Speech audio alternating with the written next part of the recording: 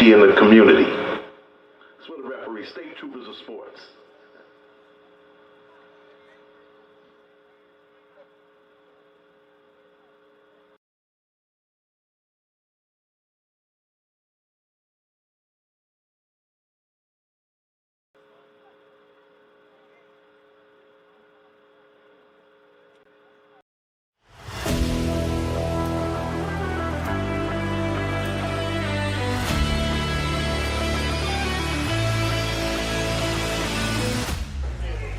Is Savardis. He's on the move, and they're going to look for Savardis in the corner. Touchdown! Rowan heading for the touchpad with the lead, and the Profs will take the men's 400-yard freestyle relay. Andrews will be in shotgun. He takes the snap, fakes the handoff. He'll throw it down the left sideline. He's got a wide open receiver. He's got the touchdown. Okay, moving in. Sent one on goal, and he scores! And it is a power play goal! Back to pass, middle of the field. The catch is made by Britt. She's off to the races at the 40, the 30, the 20, the 10. Britt is in for the score. Back on in, here's Yoxon. Yoxon with the backhand, trying to go to the front, makes the move and shot, and he scores! Smith delivers. That's hit back toward the mound. Weiss has it in short. He steps on second, and the ball game is over. Massapequa Coast has won the 2023 New York State Little League Baseball Championship.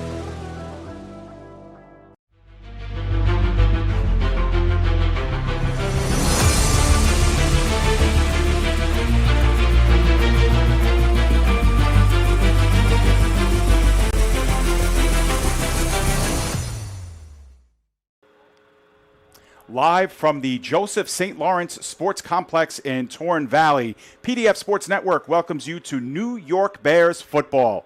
Tonight we introduce the League of All Leagues playoffs and a semifinal showdown between the top-seeded Bears and the number 4 seed East Penn Raiders. Good evening, everyone. My name is David Pizzuto, being joined alongside Joe Foreman, and welcome to playoff football. Tonight, Joe, we get a reprised look at a Bears team that is building a pedigree of championship football, and tonight they begin their quest for a third straight title, their second straight in the LAL. Well, Dave, we're familiar with this facility, we're familiar with this Bears team, and this New York Bears organization is very familiar with success at a high level. A couple of years ago, we covered them winning the Elite Football Alliance Championship. Last year, they won the League of All Leagues Championship, and now their road to a third straight semi-pro championship begins tonight against the East Penn Raiders. Plenty of excitement in the building. We can't wait to get started. Absolutely. And Joe, as we take a look at the final 2025 standings, which will come up on your screen momentarily, we can see it's a rather small field here in the LAL, just the 4 teams, but the talent here 1 through 4 has been tremendous. And for the Bears to be 7-1 heading into this game in a crowded field, it's saying a lot. No question about it, Dave. We've covered this Bears team now for several years across the different leagues they've been a part of, and the competition in the LAL, pretty stiff. As you mentioned, we've covered some of these other teams before. We're very familiar with the Brooklyn Pharaohs. We're getting our first look at the East Penn Raiders tonight. But when you look at those records and look at what the Bears have done this year, you have to be impressed. That being said, you look at the standings, and just because a team like the Raiders finished 3-5 does not mean they're a 3-5 caliber team. These rosters change and turn over quite a bit as the season progresses. So the team that you see in week 1 might not be the same team that you see come playoff time. So there's definitely a lot of intrigue surrounding this matchup. That being said, the Bears do come in as the favorite. All right, Joe, and let's talk about these Bears. You know, we can see their schedule coming up on the screen in just a few moments, but, you know, they're picking up pretty much where they left off last season. But last year, a lot of people thought they were an underdog heading to the playoffs. They were 4-4 during the regular season last year. Not the case this year. This is a team that is stacked on both sides of the football. What makes them a guarded favorite here, especially in this first-round game against the Raiders? I say it all the time, Dave. It's so important for teams to head into the playoffs playing good football. And the Bears, for much of this season, We're the best team in the league. They finish as the best team in the league. The only hiccup on the schedule came back on September 13th against the Seminoles. However, you get a second look at them just a week later, and they took care of business in a big way in that game, winning by 24 points. You look down the rest of the schedule, outside of those last 2 games. No points allowed against the Raiders once. No points allowed against the Raiders again. Just 7 allowed against the Pharaohs, nothing allowed against the Silk City Sharks. So this Bears team looking pretty formidable on both sides of the ball, as you mentioned, and they were able to avenge that loss in their second-to-last game in the final week of the regular season. I think that really bodes well for this Bears squad entering the playoffs. You hate to enter the postseason coming off a loss. Now, Joe, the Raiders on the flip side, they are an interesting study coming in. At one point, they were 1-5 this season, and they had been shut out 3 times. But many would argue that top to bottom, this is the team that has improved the most since opening day. And they shocked everyone with a big win against the Pharaohs a couple of weeks ago. It has a lot of people believing that this East Penn team can do something special here tonight. Why should they feel like they have a chance to score the upset here in Torn Valley? Well, I think the biggest reason why is what they did against the Pharaohs, because if you look at what they've done against the Bears this year, it has not been good things. No points scored in 2 games against New York this season, and without that win against the Pharaohs to hang their hat on, it would be really tough to imagine this Raiders team coming into this game and upsetting the Bears, having not scored against them all year. But the point I was making before when we looked at the standings is that the team you see in week 1, very, very often not the team that you see come playoff time. So I think this Raiders team exemplifies that. Some new additions definitely bolstering this roster down the stretch of the regular season. And the Bears definitely cannot take this win for granted. They cannot come in complacent. And if we know anything about this team, it's that they won't do that. They are ready to play tonight. The atmosphere is great. They always do it right here in Torn Valley. And we're getting close to kickoff. Yeah, we are, Joe, and we are going commercial-free here on our broadcast tonight. And a little bit earlier this evening, we were down on the field. I had a chance to speak to head coach Jason Walker and a couple of players as well. So why don't we find out from the Bears what they think coming into this game. We'll start with head coach Jason Walker. All right, Joe, I am here with head coach Jason Walker. Coach, you guys have been here before. This postseason run has been kind of your bread and butter here for the Bears. Tell me a little bit about what the team mindset is coming into this game. We're focused. Nothing less than that. Everybody's here. They know this is a business trip. We know why we're here. We know what's at stake. And we're ready to go out there and give it our all against a team that we've had success against. Not the type of success we want, so we're not taking it lightly. But we're definitely ready to play football, and the guys are locked in more than I've seen them. Yeah, this EPR team, you guys were able to beat them twice by 20 and by 19, but they just scored a huge win a couple weeks ago against the Pharaohs. Tell me a little bit about the makeup of their team. What's it going to take for you guys to come out of here with a win? Well, honestly, we know that they're fast. They're fast. They have a lot of speed. What we tend to do is we want to be physical. We know that our bread and butter is just being physical with them. And we got a little speed of our own, so we'll see who's victorious today. All right, it's been, an up and down season, but you guys finished 7-1, and that's saying a lot with this, kind of competition. You got the 2 Brooklyn teams playing in the other semifinal. What do you hope for this playoff run from your team? Is it championship or bust? What are you looking for? It's always championship or bust. As the defending LAL champs, it's always championship or bust. But all we're really expecting today is just to play our game, not play their game, not to let them dictate what we do. But ultimately, it's just to play smart football, limit the penalties, limit the turnovers, and I know we'll get a W if we limit those. Coach, pleasure to talk to you. Good luck tonight. One last thing. Yep. Happy birthday to my wife, Carl. I love you. All right, you got it, Joe. We'll send it back up to you with that.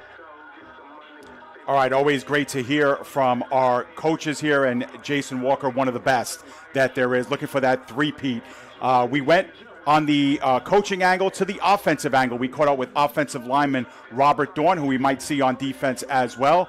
Let's hear from the 4-year member of the Bears. All right, Joe, I am here with O-lineman Rob Dorn. Rob, tell me, you're a real excited guy. I see you on that sideline hyping up both of these teams. What does it mean to be here in the postseason with you guys? In my 4th year with the Bears, man, we built and built and built, and now to have a chance to go to our 3rd postseason in a row and a chance to three-peat different leagues, but 3 chips in a row for the league. Being here in the playoffs today is just, it's amazing to me because of the brothership and bond we all formed, but the grit and the adversity we face to get there. And now it's just, hey, put your heads down and let's fight to get to the next week championship. Rob, everybody says games like this are won in the trenches. Nobody knows that better than you and your lineman teammates. Tell me a little bit about that war in the trenches against this team that you've faced twice already. I got to give the Raiders credit, man. They throw a lot of different stuff at us. Stunts, linebackers flying in and out, tackle shifting, and people playing out of position. So normally you got a big, slow D lineman in front of you. You might have all linebackers in the secondary and up front. So they throw a lot of different stuff. It confuses us. But today, how we're focusing it is basically, play for each other, focus, man on man, inside out, and don't let anybody through. Buckle down if you have to. All right, and everybody says playing good complementary football wins playoff games. How important is it for the offense, the defense, and the special teams to come through on a night like this? It's got to be all 3 aspects, man. Luckily, we're blessed to have a great kicker, Justin Hunter. So hopefully he takes care of that special teams for us. It's amazing that we can get these 2-point, extra point field goals in this league, and it's a weapon to have a kicker like that. Offense, we got to clean things up. We got to do our best blocking up front because we have amazing skill players and an amazing quarterback. Defense, they do their thing, and I got all my faith in the world in them. So all 3 aspects come together, man. It's a brotherhood. That's how we win games. All right, Rob, pleasure to talk to you. Good luck tonight. Thank you so much. You got it, Joe. We'll send it back up to you, Joe. All right, so speaking to Rob Daunt, we know that these games are won in the trenches. Speaking of someone who tears up the trenches, Joe, on the defensive end, it'll be Tyreek Noble. He has had such a great impact on this team. Defensively, we caught up with him before the game as well. All right, Joe, I am here with Tyreek Noble, defensive end for the Bears. Tyreek, tell me a little bit about this East Penn team. You've seen them twice already. Yeah. Tell me a little bit about what your expectations are for tonight. So our expectation is to go get this win. No matter how it is, the goal is always to win and make it to the big game. That's what the expectation are. This is a very hard-fought team. Every game, they're going to be very competitive, very chippy, and play with a little edge. So this is going to be a fun game, and we just want to win. W's in the chat. All right. And, as far as this Bears team, the defense always comes to play a hard game, always tough to score against this team. But tell me, what does this offense do for you guys to charge you guys up when you take the field? Our offense? Yes. Yeah, so our offense just always seems to just give us that spark when it's needed. Like, defense could do their thing and get their stops, but the spark comes from the offense. Like they say, offense sells tickets. So we have players like Jason. We have players like Juan. We have players like – we just have amazing players. I don't want to single anyone out, but we have amazing players on offense that get the job done, and it's very electric. We have the most electric offense in years. And Tyreek, tell me, everybody says that by the end of the season, you want to have a team that's fully gelled, fully playing at its best level. Do you feel that's the case here with the Bears? Yes, definitely. We always want to go out here and play our best and give it our best. So that's definitely the case. All right, Tyreek, pleasure to talk to you. Good luck tonight. Thank you. All right, you got it. That's Tyreek Noble. Joe, we'll send it back up to you. All right, thank you, Dave, and thank you to all the New York Bears who joined us pregame, giving us their time during warm-ups to give us some insight ahead of tonight's playoff matchup between the New York Bears and the East Penn Raiders. While we still have some time ahead of kickoff, let's take a look at the bracket in the League of All Leagues postseason. Of course, tonight's matchup features the Bears and the Raiders. On the other side of the bracket, the Seminoles will take on the Pharaohs, as we mentioned before. During our pregame coverage, the Bears, the number 1 seed with a record of 7-1. The Raiders come in as the number 4 seed with a record of 3-5. The Seminoles come in 6-1, and the Pharaohs come in 4-3. So those matchups both taking place in the playoffs opening round, with the 2 winners meeting in the LAL Championship. Yeah, Joe, and it's a great field. I mean, these 4 teams, any one of them should feel like they have a shot. And even with East Penn, at one point they were 1-5. They got the forfeit win, but that win against the Pharaohs really sent shockwaves throughout the rest of the league. And everybody kind of turned their heads and said, "Oh, okay, the East Penn Raiders are here to play." And it was the Bears last year, Joe, who made the statement in the playoffs. Remember, they were a 4-4 team going into the LAL playoffs last year, and 2 shocking wins really, reverberated throughout the league, and they got the championship trophy to show for it. So anybody's contest when you get to this point. championship pedigree matters for a lot. Teams that have been there before, teams that are familiar with the high pressure and high stakes of playoff football. And I think another part of the equation as well that will factor in tonight, the Bears get to take the field at home. I think that matters quite a bit too in the semi-pro game. Whether or not you're home very often can influence how many players you dress, how many players travel, how many extra players you have on that sideline. A lot of players can be forced into double duty on offense and defense if you don't have your full complement of bodies. So there is plenty to be gained by earning a home game in the postseason. Of course, the Bears have done that by virtue of being the number 1 seed. And the Raiders, perhaps, looking to do what the Bears did last year and surprise some people with a couple of big wins in the postseason. Tough task ahead of them tonight, but you know this team believes that they can come in here and pull off the upset. Now, Joe, when we were doing the pregame interviews down the field, it was not raining, but there has been rain in the forecast. I think it's affected our fans more than anything, but still, it is a little bit slick out there. You know, Pat and I, were slipping a little bit on the bleachers, and then once we got on the field. So what kind of factor does that play in a game like this? Well, I can tell you the fans better be careful in the bleachers. Fortunately, the slipping and sliding shouldn't be too much of a problem for the players out on the field. I did notice that maybe it's because we're in the mountains or, just the area and the terrain, but the road here around the facility was a lot more slick than it was elsewhere. So I don't think that should impact the game at all, but it did seem like they got more rainfall up here today than they did where I came from on Staten Island. And beginning my morning in New Jersey, I traveled a long way up north to come cover this game, and I think they had much wetter weather up here than they did back down in New York City. So it doesn't appear as if rain is going to be a factor at kickoff. I think when you look at the weather and the rainfall, it can be a great equalizer. I think when you're a team like the Bears and you've done great things offensively this year, perhaps even better things defensively, the rain could level the playing field a bit, especially against a team that has not scored against you this year in 2 meetings. I think that's something that really jumped out to me. I think this Raiders team certainly knows that. This Bears team certainly knows that. And I think the weather could prove to be a great equalizer.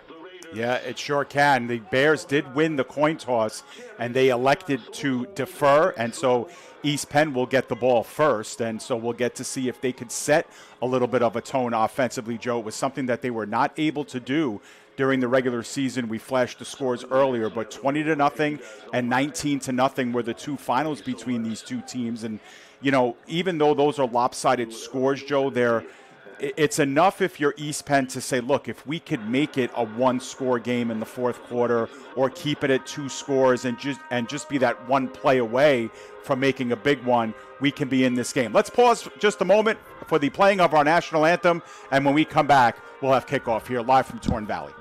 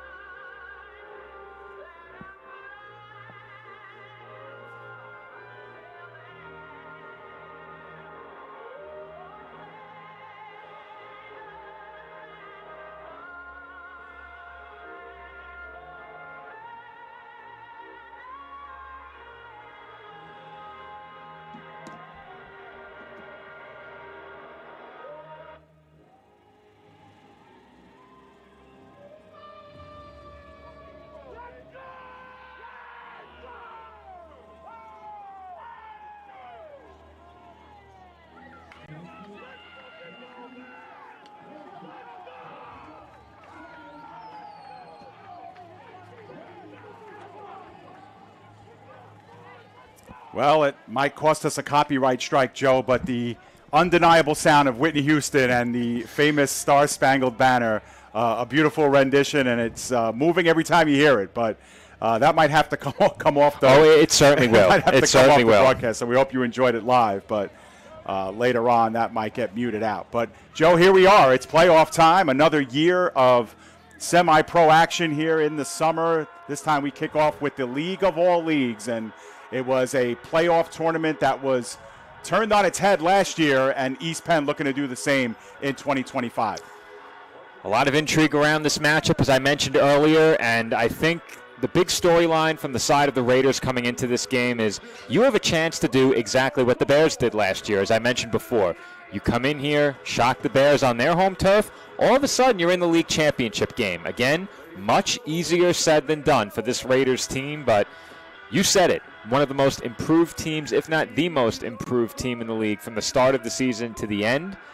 And we'll see what they can do here tonight in potentially pulling off what would be a shocking upset on the road. And they will get a chance with the football first. And, you know, when you're in a situation like this, underdog, receiving the opening kickoff, it really sends a message. If you can go downfield and score a touchdown, we'll see if the Raiders can pull it off.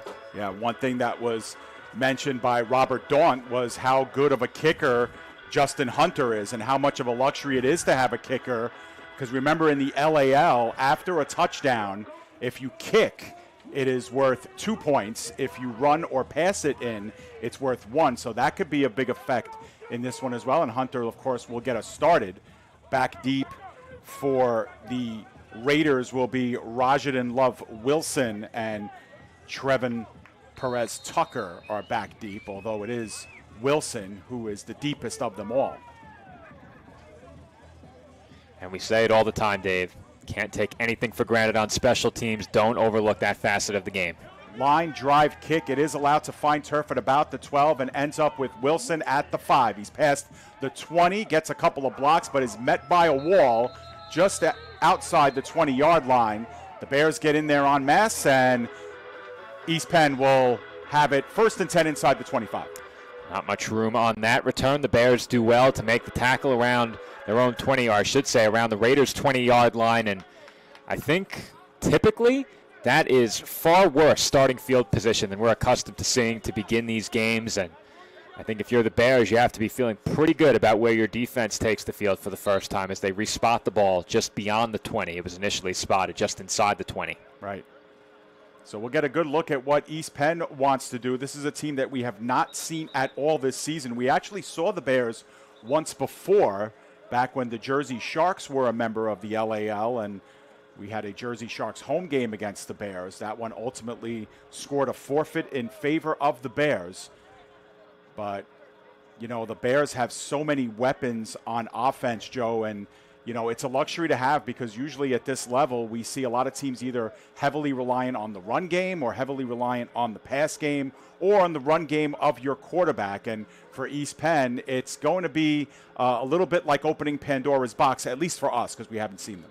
Yeah, and I think something that really stands out about this Bears team as well, something that I've noticed taking a look up and down the roster, a lot of players who've been with this organization a long time. Now, to be fair, you and I haven't been covering the semi-pro game for a very extended period. It's been 3 years now. Hard to believe we're already a few months into year 4, but a lot of the players on this Bears roster were there when PDF launched in the summer of 2022, and I think that says a lot about this organization and about the chemistry this team possesses on both sides of the ball. A lot of these guys have been together for a long time. Crowded backfield, but it will be Devon Prince who operates out of the shotgun, and now he sends Perez Tucker out wide as they'll go with 4 wide receivers. They work in the flat, at least the fake there. Now they work it down the field, and it's incomplete. It was skipped in on Jay Stockton, the intended receiver, but there were some openings there, Joe. There were 2 openings there. This ball lands between 2 open receivers, as you'll see here on the replay. You can watch this throw. It sails over one receiver and drops down to the turf in front of another. It is clearly over the head of Weston, and it drops down in front of Stockton. Yeah, Weston would have had to really elevate to try and get it, but he thought the better of it. He said, let's go over, as this is not intended for me, but unfortunately was underthrown to Stockton at the same time. 2nd down and 10. And I'm not even certain that Weston was the intended target, or I should say wasn't. Right. I think they had to throw it over a linebacker. It's a direct snap, meanwhile, and blown up in the backfield. Actually, the whistle blew. Otherwise, still on his feet that time was Rajadan Love Wilson, who had the kickoff return. But let's see what this flag is about here.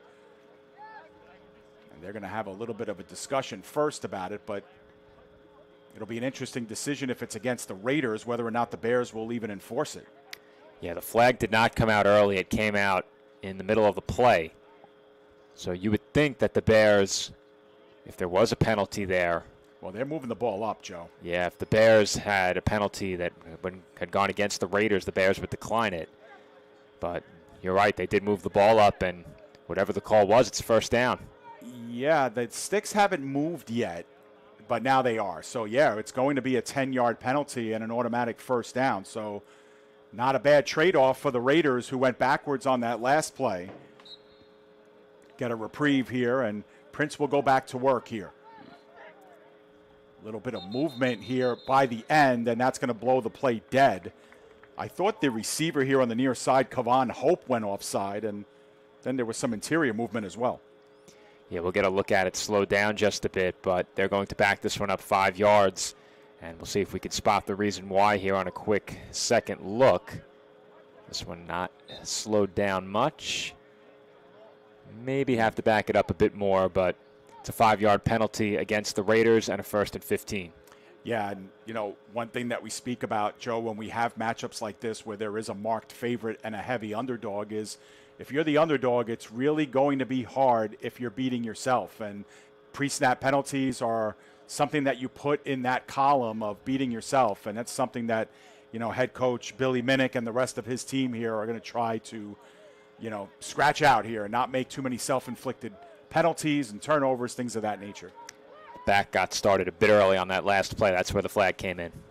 The interior give is to Love Wilson. He does get the outside and is able to turn it into a healthy 7-yard gain. That gets him past the original line of scrimmage. Deshaun Frazier in on the tackle, but otherwise it'll set up a 2nd down and about 8 to go here, although now it's a pretty good spot here. It'll be 2nd and 8. Well, after the 5-yard penalty pre-snap on first down, you'll take a run like this. That's a good patient run as well by Love Wilson. Waited for his blocking to develop, found a crease, and was able to take it toward the sideline for a gain of 8 yards on the 1st and 15. And I don't know if it's just me, but it does seem like there's been a considerable amount of time between plays so far. Yeah, now there is no running clock here at the facility, so we can't judge with that. Meanwhile, a flare pass and making men miss and trying to dive forward for positive yards, maybe getting back to the original line of scrimmage was Perez Tucker. And it'll be 3rd down and long, but Tucker did well to get out from under a wave of Bears players that probably would have had him down for about a 3 or 4 yard loss. Yeah, breaking that first tackle was huge because this would have been a massive loss, setting up a 3rd down and perhaps even 15 again. They may have lost a big chunk of the yards they picked up on the 1st and 15 run there had that tackle been made, but a good job to escape and at least get back to the line of scrimmage by Tucker. Yeah, something the Bears do very well defensively is tackle, and they don't miss a lot of tackles, and that time they missed a couple, but still hold to no gain on the play. So 3rd down and 8 coming up. Once again, Love Wilson and Perez Tucker in the backfield, flanking Prince. Otherwise, 2 receivers on the near side and another one flagged dead as they'll back the Raiders up yet again. We're going to slow this one down. We got to look at it nice and early and see if we can spot where the movement was before. I believe it was one of the backs. We'll see if that's the guilty party again.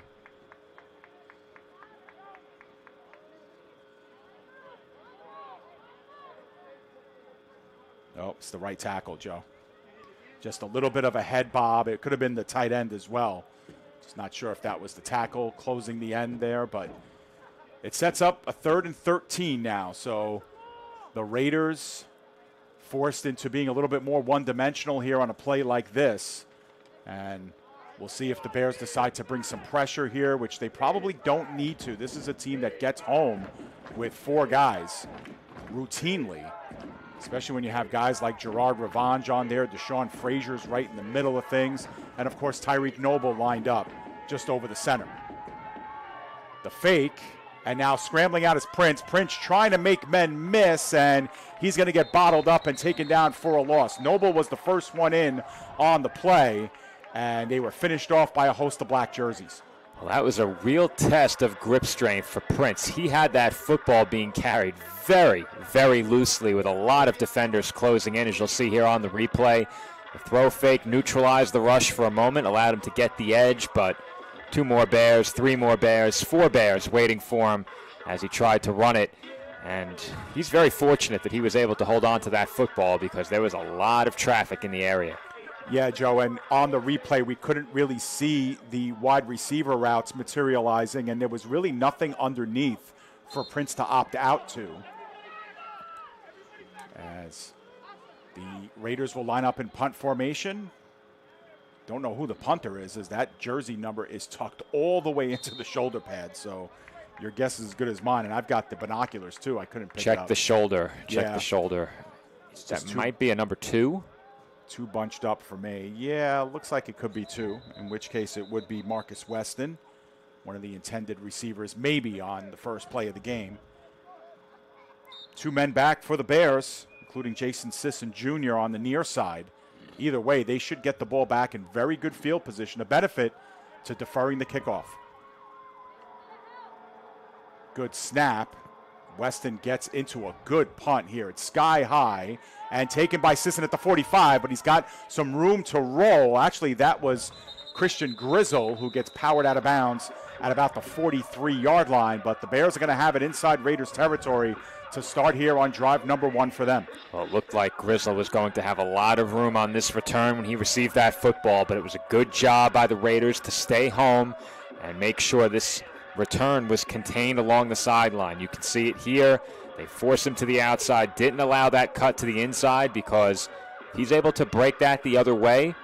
I wouldn't want to be in a foot race with Christian Grizzle. I would not want to try and tackle him in the open field. And I think that's a great job by the Raiders there to make sure he never got a chance to try and reverse it toward the far sideline.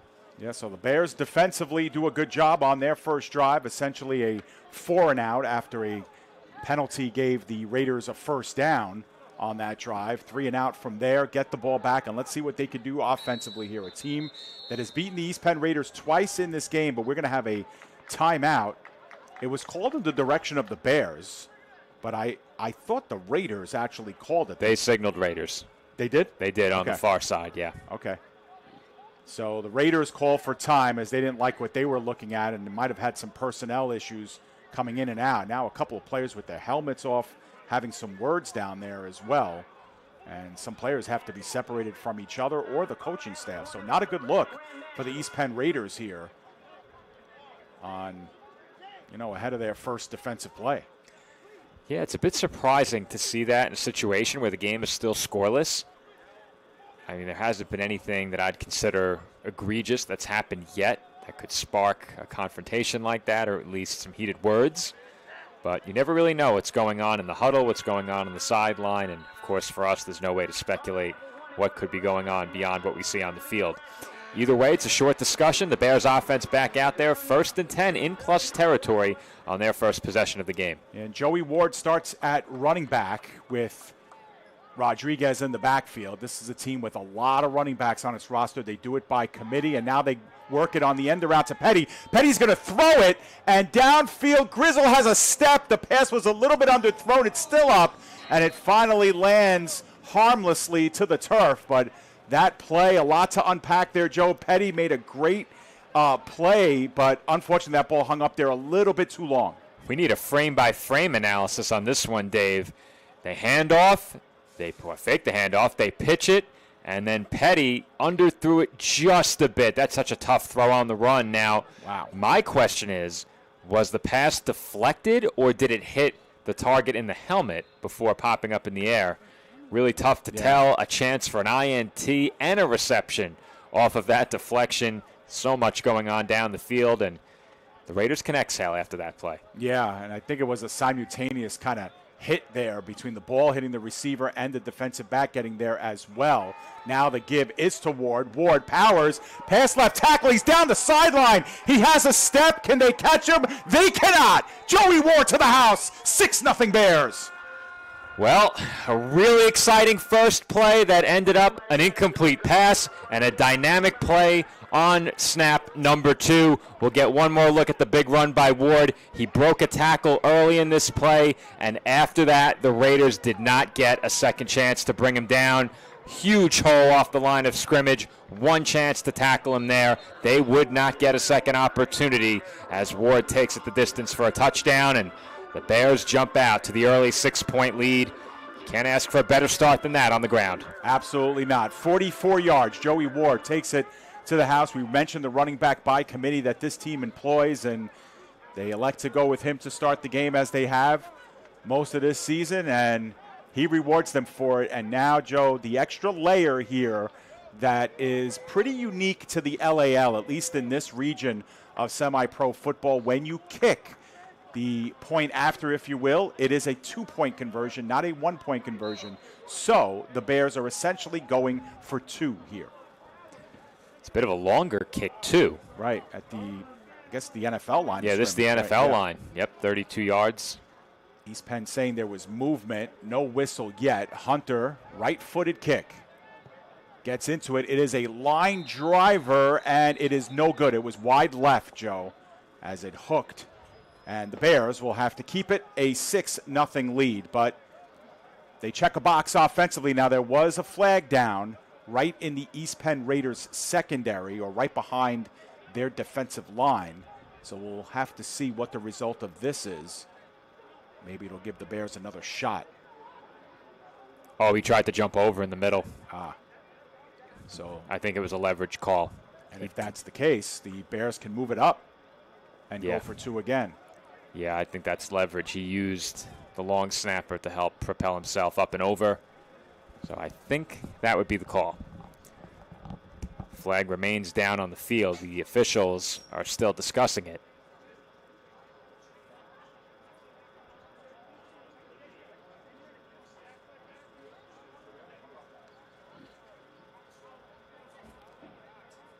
Still no word on how they're going to enforce this penalty. The officials have ended their discussion, and they're having a word with the Raiders sideline here. Well, Dave, we mentioned it before. There was, at the very least, a heated discussion or some animated players over there on the Raiders sideline, and I was a bit surprised to see it because there was no score in the game yet. Now, 6-0. Do you think maybe tensions grow a bit? Do you think they come together and figure it out? You know, it can go one of 2 very distinct ways from here. Yeah, exactly. And I think you took the words right out of my mouth. It can go one of 2 ways. You know, either you rally and you say, hey, look, let's put that aside for us. New game, it starts now. Or you let it spiral out of control. And I think the next drive is going to tell us a lot. Another line drive kick, and this time it is good. So the Bears make the penalty hurt, and they are now up by the full breadth of a score. It's 8-0. That one hurts if you're the Raiders because you mentioned it during the pregame. The Bears feel really confident in their kicker, really confident in the kicking game as a whole, and you don't often get a chance to kick for 2 a second time. And the Bears capitalize on the leverage penalty as we're trying to communicate. Our score is 8-0 here. Yep. So we are not the scoreboard operators. Right, exactly. So the scoreboard at the field read 7-0, and players were trying to get our attention saying change the score, but unfortunately that wasn't us. But we relayed that information. So we're all set there. We should mention, Joe, a special thank you to James Dolman here and the Bears organization. We love coming to this facility. I mean, it is beautiful here, just the skyline, the amenities. We're here right at the 50-yard line. We can't really hear anything going on in the field, Joe, because we're kind of in this enclosed box, so a lot of the stadium sounds that you're hearing are coming from our camera, which is to the right of us. But it's a gorgeous facility, and the Bears always receive us so well here, and it's a pleasure working for this organization. Well, I spend some of my very rare free time up here, so I was very happy to get the call to come back and call a game in this facility again.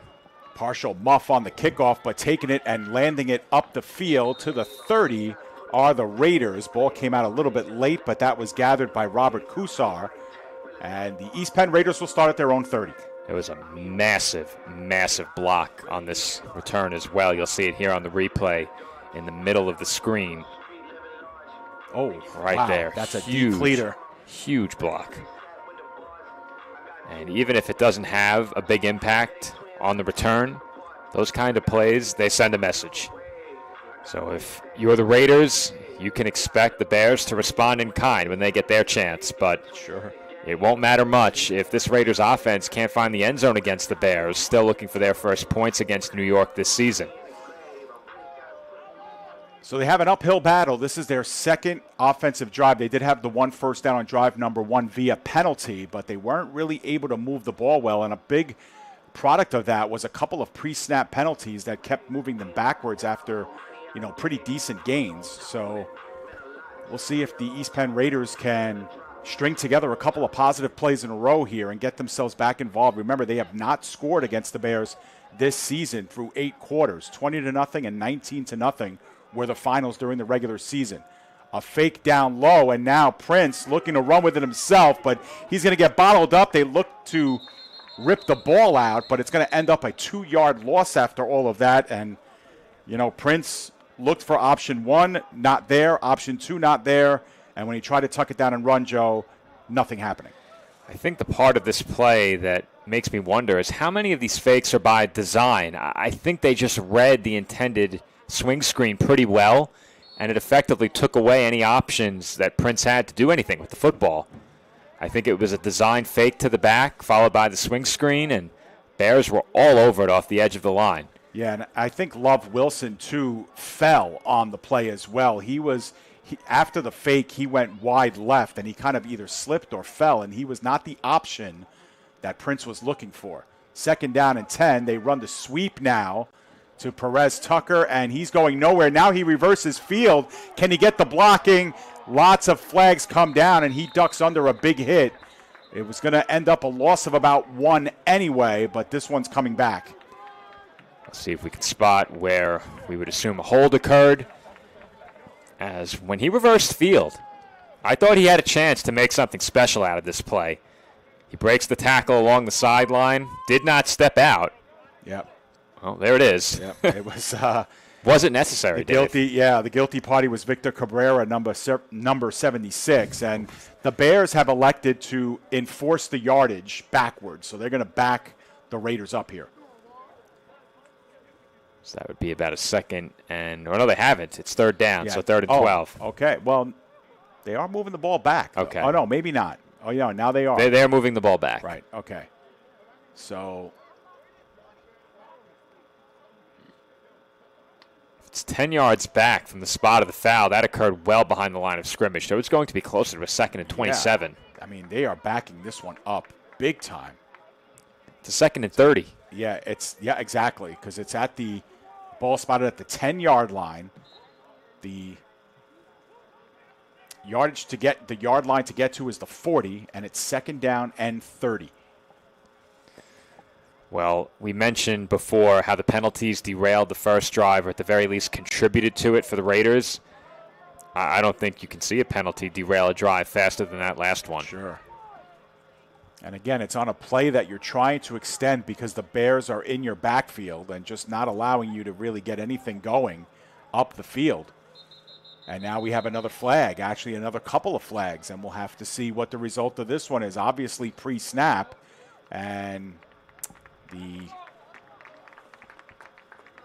call was made. I just missed it, Joe. I don't know if it was a delay of game or it was whatever this signal entails. Yeah, I'm not sure. I've never seen a padding of the chest. 1, 2, 3, 4, 5, 6. No, they might have had too many men, Joe. That was a too many men penalty because now one player is going off and the rest are staying put. So half the distance puts him at the 5. And here we go. 2nd down and 35. Just not a lot of plays in the playbook for this, but at the very least, the Raiders will try to get a chunk of this back. They go with an empty backfield, a lot more movement. This could be a free play, actually, and they do take advantage of it. Up the sideline, Kavan Hope still with it until he's ushered out of bounds, close to the original line of scrimmage, maybe 3 or 4 yards short of it, but that's a good chunk play on second down. And it should stand because it looked like the Bears had jumped off. So that is a huge chunk they pick up. And Dave, a lot of the Bears didn't move defensively. Yeah. That was a freebie. And they got a big chunk. They possibly could have had a bigger chunk if they threw it downfield. There were Bears who weren't playing in coverage. Yeah, and I think the Bears just thought that the play was going to be dead. And, obviously East Penn with their choice, they could have moved the ball up 5 yards only and had it be second down or take the result of the play. And they've chosen to take the result of the play, which got them about 12 yards. Well, Joe. Dave, I think the right call would have been to stop that play, and I think they have negated the play because there was contact up front, and I think it took the free play away once you have that contact. It wasn't just jumping off, it was encroachment. But let's see if we can get one more look at it quickly here and see. There was contact there. Yeah, I don't know if that's enough to negate the play. And, again, the whistles didn't blow, so the East Penn Raiders were right to continue the play. But it'll be second down and 30. To be fair, if they did blow, we wouldn't have heard it. True. They work it out into the flat again and having to make people miss, moving backwards at first and nothing doing again for Trevon Perez Tucker as he is taken down at about the 5 or maybe even the 4-yard line. So, Joe, that's a 6-yard loss on second down and 30. Make it a third down and 26 upcoming. 36, sorry. Yeah, it's been a drive that has been spent primarily moving backwards for the Raiders. And, they didn't really gain much traction on the first drive, but this drive hasn't really had a chance. Yeah.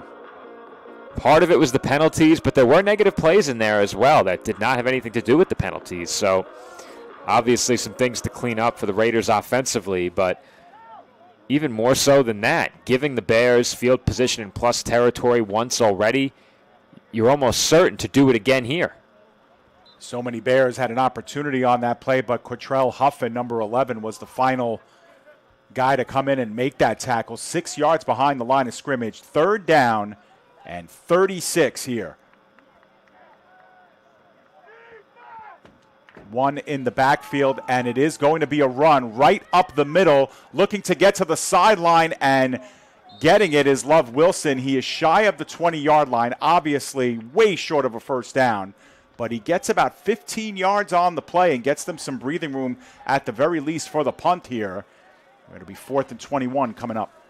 Well, this is a run that won't have a major impact on the stat sheet. You won't see it in the box score later in the game, but that's a big one because it not only picks up the big chunk of yards, it gets you out of the shadow of your own end zone for the punt.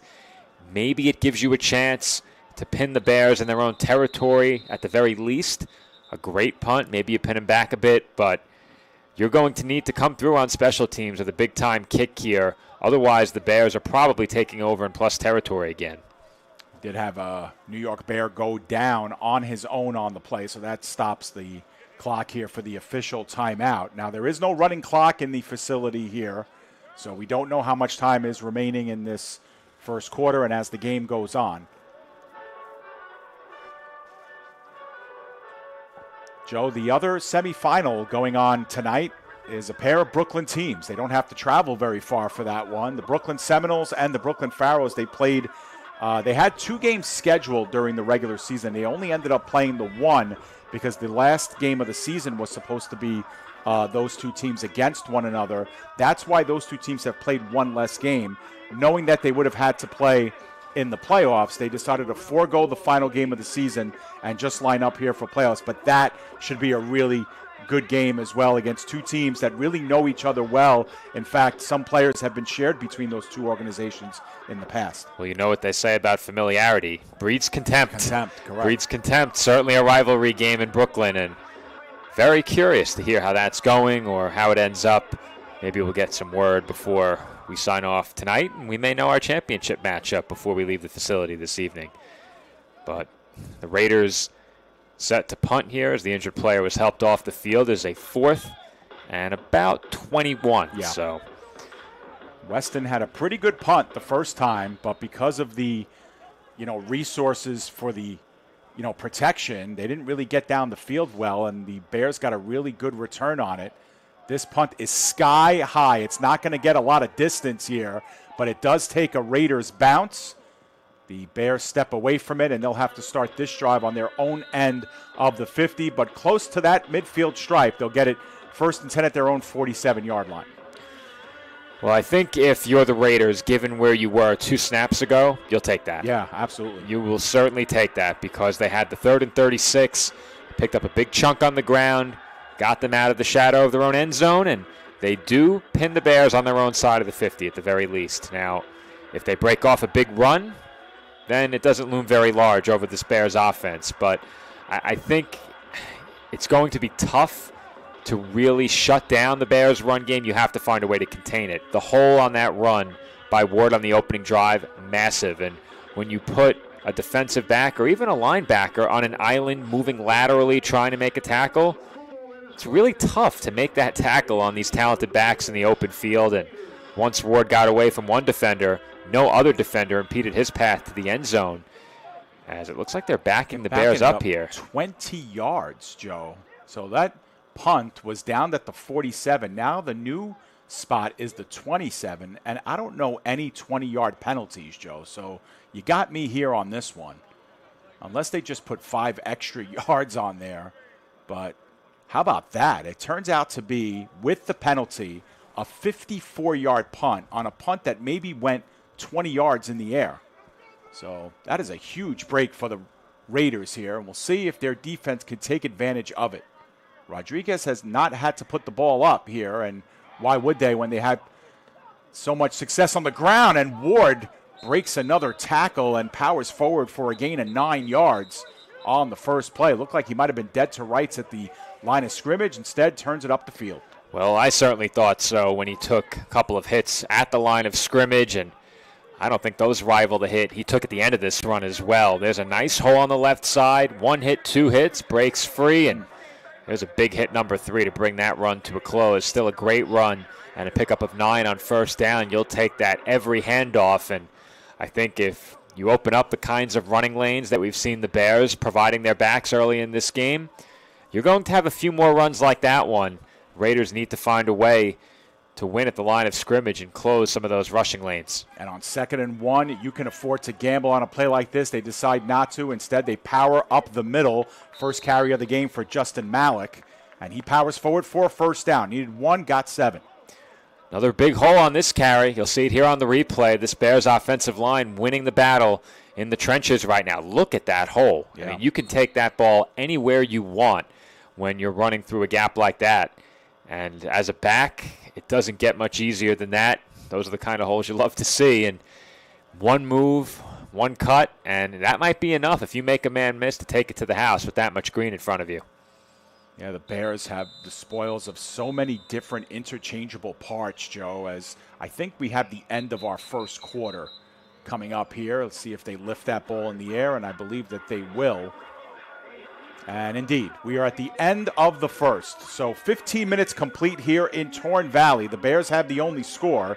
It's 8-0 after 1. And, Joe, the Bears, as the favorite, you know, we often say you don't want to give the underdog a chance to breathe. You don't want to let them believe that they have an opportunity. And I think that the Bears right now have checked all the boxes of a favorite team coming into a playoff game. Yeah, I think that's fair to say. They've been opening up huge running lanes in a very small sample size. If that continues, I'm not sure how this offense is going to be stopped. And defensively, they're picking up right where they left off against the Raiders in the first 2 meetings. They didn't allow any points in those games, and they haven't really had much done against them so far through the first quarter. That being said, it is still a one-possession game, and the Raiders with a chance to talk things over here. Hopefully for them, they can figure out a way to slow down this running game. We know this Bears team can pass it, but if you have the game in the hands of this offensive line and this talented group of running backs, the game's in pretty good hands. So you're hoping if you're the Raiders, that you can force the Bears to put the ball in the air just a bit more. Rodriguez has not had to throw the ball yet, and Malik has a huge hole up the middle. First down and more before he spilled down in Raiders territory. Another big run. We see it time and time again, and it's another first down run as well. So this Bears offensive line continues to dominate, and I think that's the story offensively for the Bears thus far, the play up front. It doesn't get much better, and you'll see it again here. It's a pre-snap motion, and when you catch a defensive player flat-footed on the edge there, it pretty much takes away any chance you have of stopping that play because the handoff was direct. The back followed the motion man, followed his blocks, and with big holes opened up, not much of a decision to be made out of the backfield for the back there. Just take the big hole right in front of you. Out of the shotgun, Rodriguez will work. And the give, and no, it's going to be a flared out pass. Good open field tackle at first, but making a couple of guys miss and getting some more yards was Khalil Daughtry. Turns about a 2-yard loss into about a 3 or 4 yard gain on that play.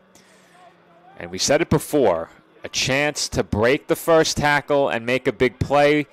This time the Bears pull it off. And so often we see it where you make the first man miss, and all of a sudden you're looking at big play potential.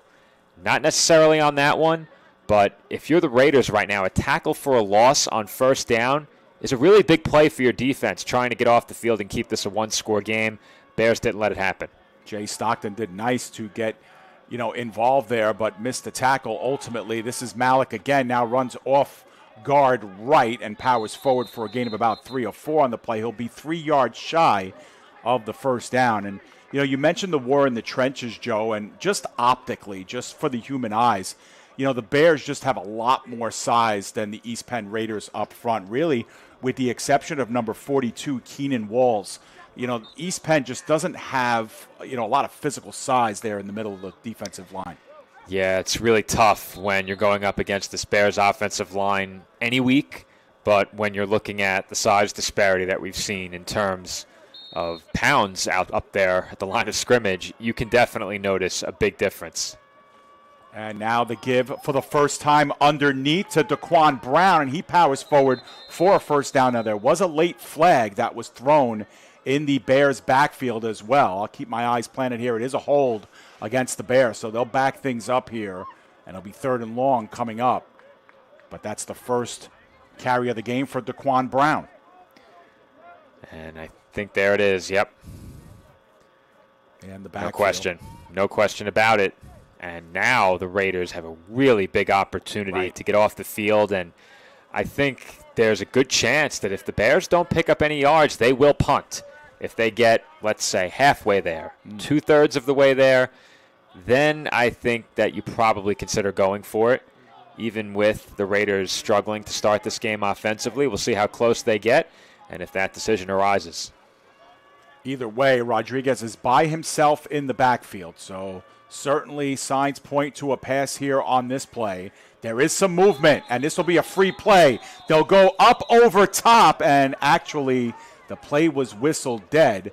Catching it in stride and would have gone all the way was Grizzle. Instead, it's a false start on the Bears. It certainly looked like the Raiders jumped off first, but they have the better looks down there, and the Bears are going backwards here. But do they have a second look down there? No, they do not. We do. All right. And here it is. No, I don't see any movement there, unless it was the center with the twitch of the ball. That a lot of the time, yeah. Well, Dave, a lot of the time what they'll do is if the center moves his head before snapping the ball, they will call it. I don't know. We'd have to back it up further. We don't really have the time right now, but I'm going to get a look in between plays and see if I can spot it. All right, so it is a 3rd down, and we have 18. It's probably a little bit less than that. It's about 3rd and 16, but here we go. They go middle of the field, and that one is too elevated and past the outstretched arms of Nigel Swift, who has a turn here on the offensive side of the ball. And now on 4th and long, it looks like the Bears will have to punt here on this play, and the Raiders hold. We talked about how big some of the penalties were on the Raiders' first drive. A couple of really big penalties derailing this drive here for the Bears, although Juan Rodriguez still is in the game here. If I recall, he is their punter, right? I don't know. If I recall, I believe he is the punter. All right, so or a punter. Could be right. Meanwhile, we're going to have a timeout called by the Bears. The Bears have just called for time because head coach Walker wants to talk it over. And it just feels, Joe, I mean, the Raiders really haven't done anything offensively to let us believe, that momentum is swinging in their favor. But, it's sort of get the impression that if you kind of leave the door open, the longer this game goes with just it being a one-score game, obviously it favors the Raiders. And I said it when you exited the room a bit earlier, and I think you were just coming back as I was making the point, but I think if you're the Raiders in this game, and we saw it work out for them well on this drive, you want to force the Bears to pass a bit more. You can't allow them to continually hand the ball off to this group of backs where they cycle fresh legs out there. They get these good hard runners that are able to make defenders miss in the game without having taken a hit just one snap before. And if you keep allowing New York to hand the ball off, they're going to take advantage of their size advantage in the trenches. Now, we saw them put the ball in the air a couple of times on that drive. One time, they had a chance for a tackle behind the line of scrimmage on a screen pass, and the other time, on that third down snap, it resulted in an incompletion. So I think you're going to get some better results defensively as the Raiders if you force the Bears to pass a bit more.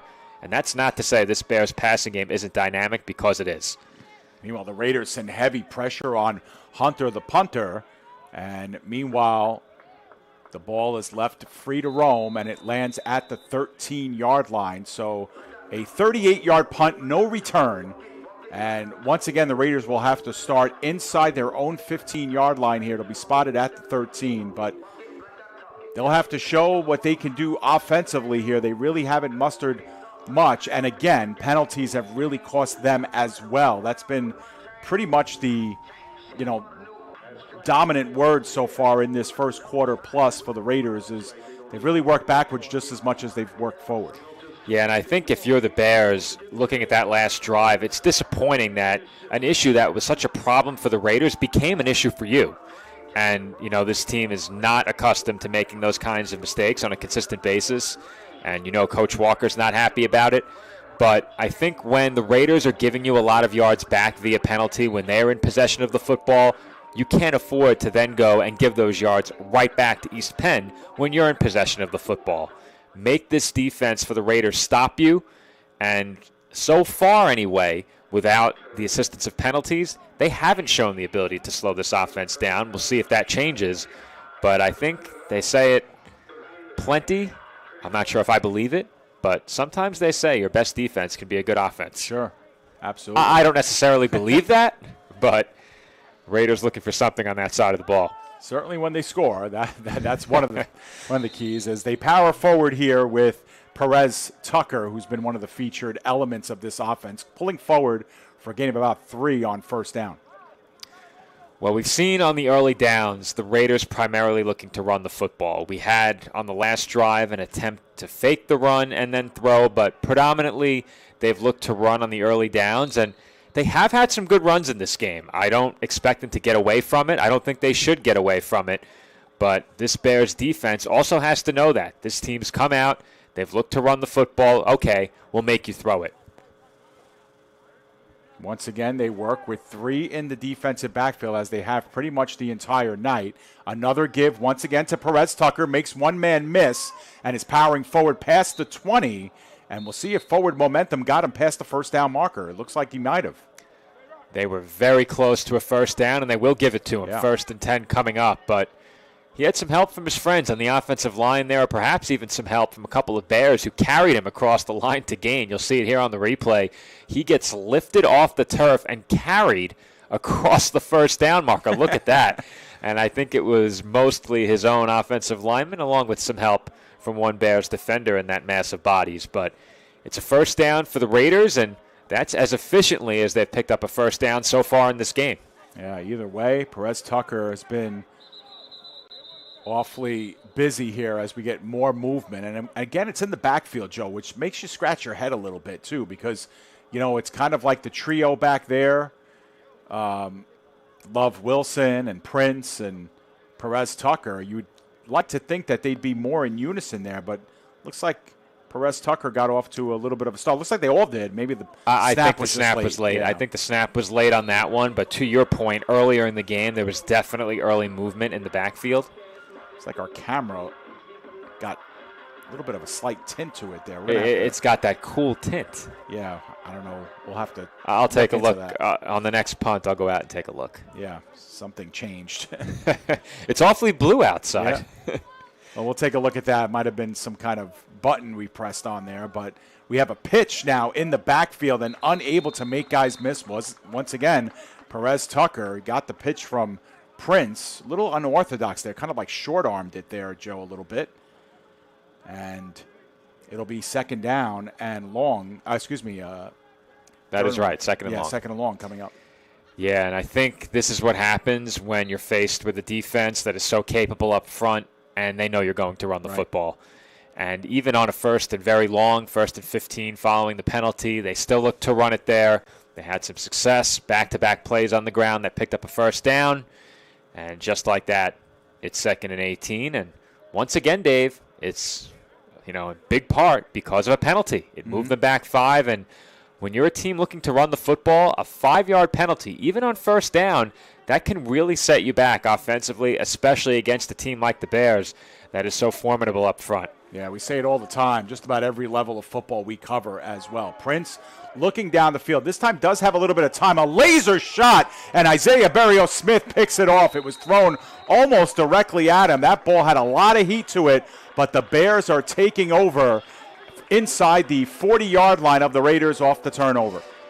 It's just hard to tell, Dave. Is this a really ill-advised throw or throw way off target? And I think it's just off target. Yeah.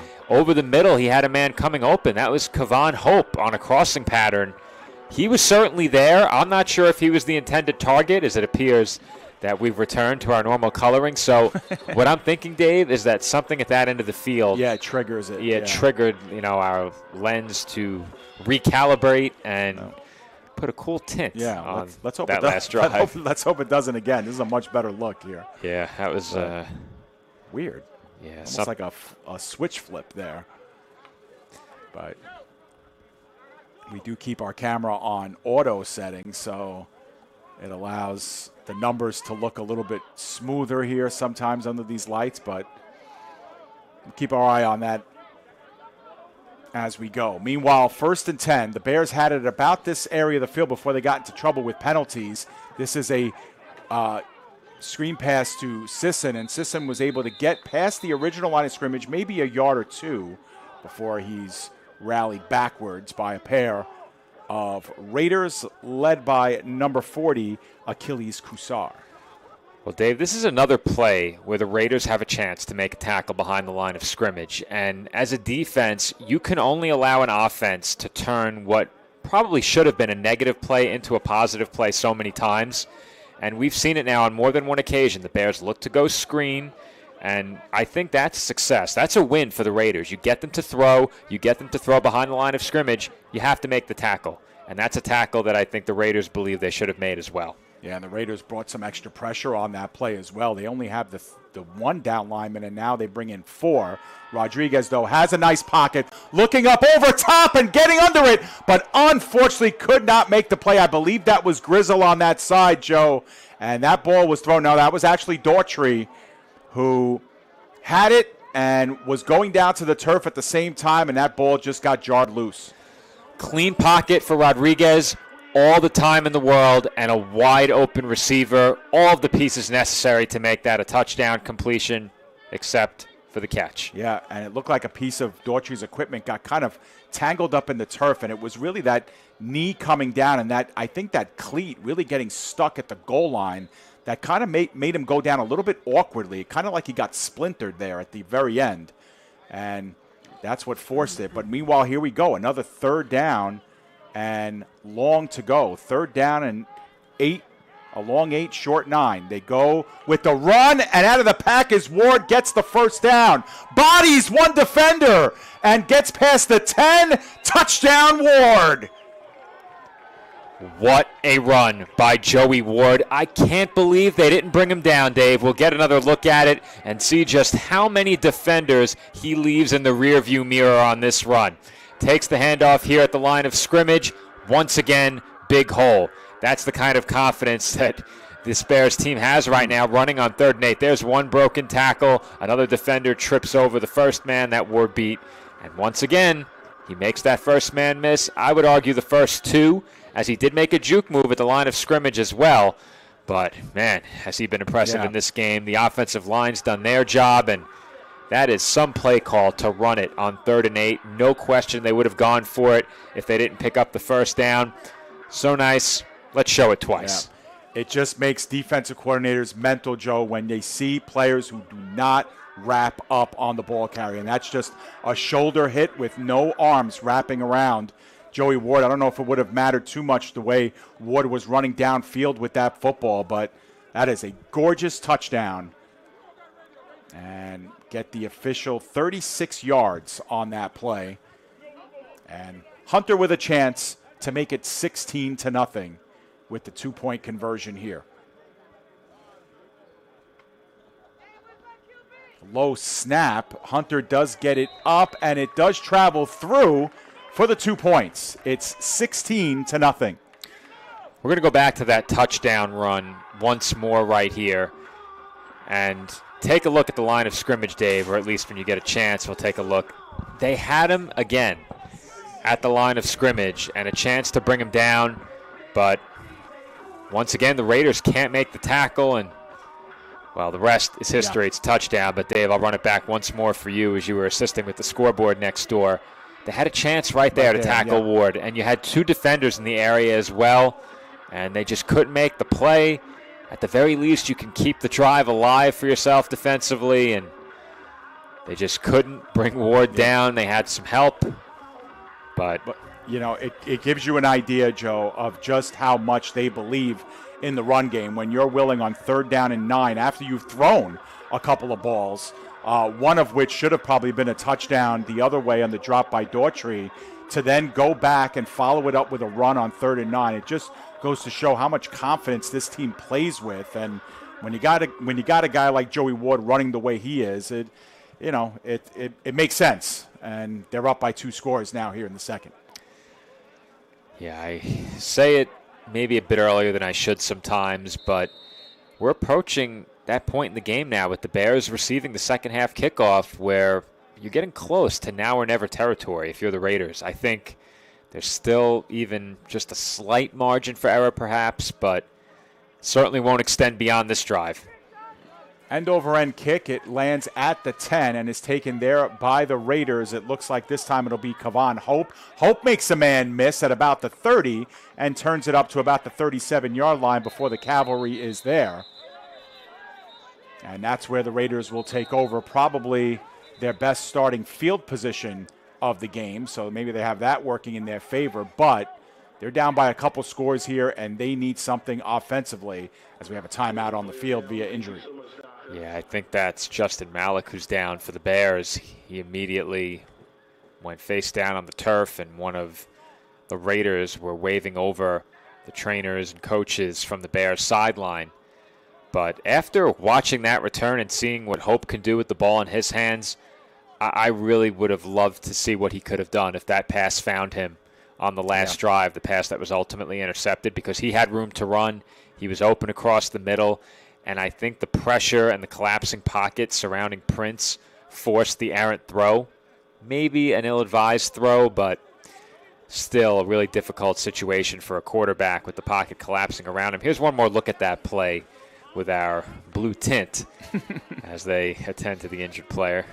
That's our night vision camera, don't you know? I'm almost wondering if there was some kind of button that was pressed on the camera that made it like night vision, just like you said. But, yeah.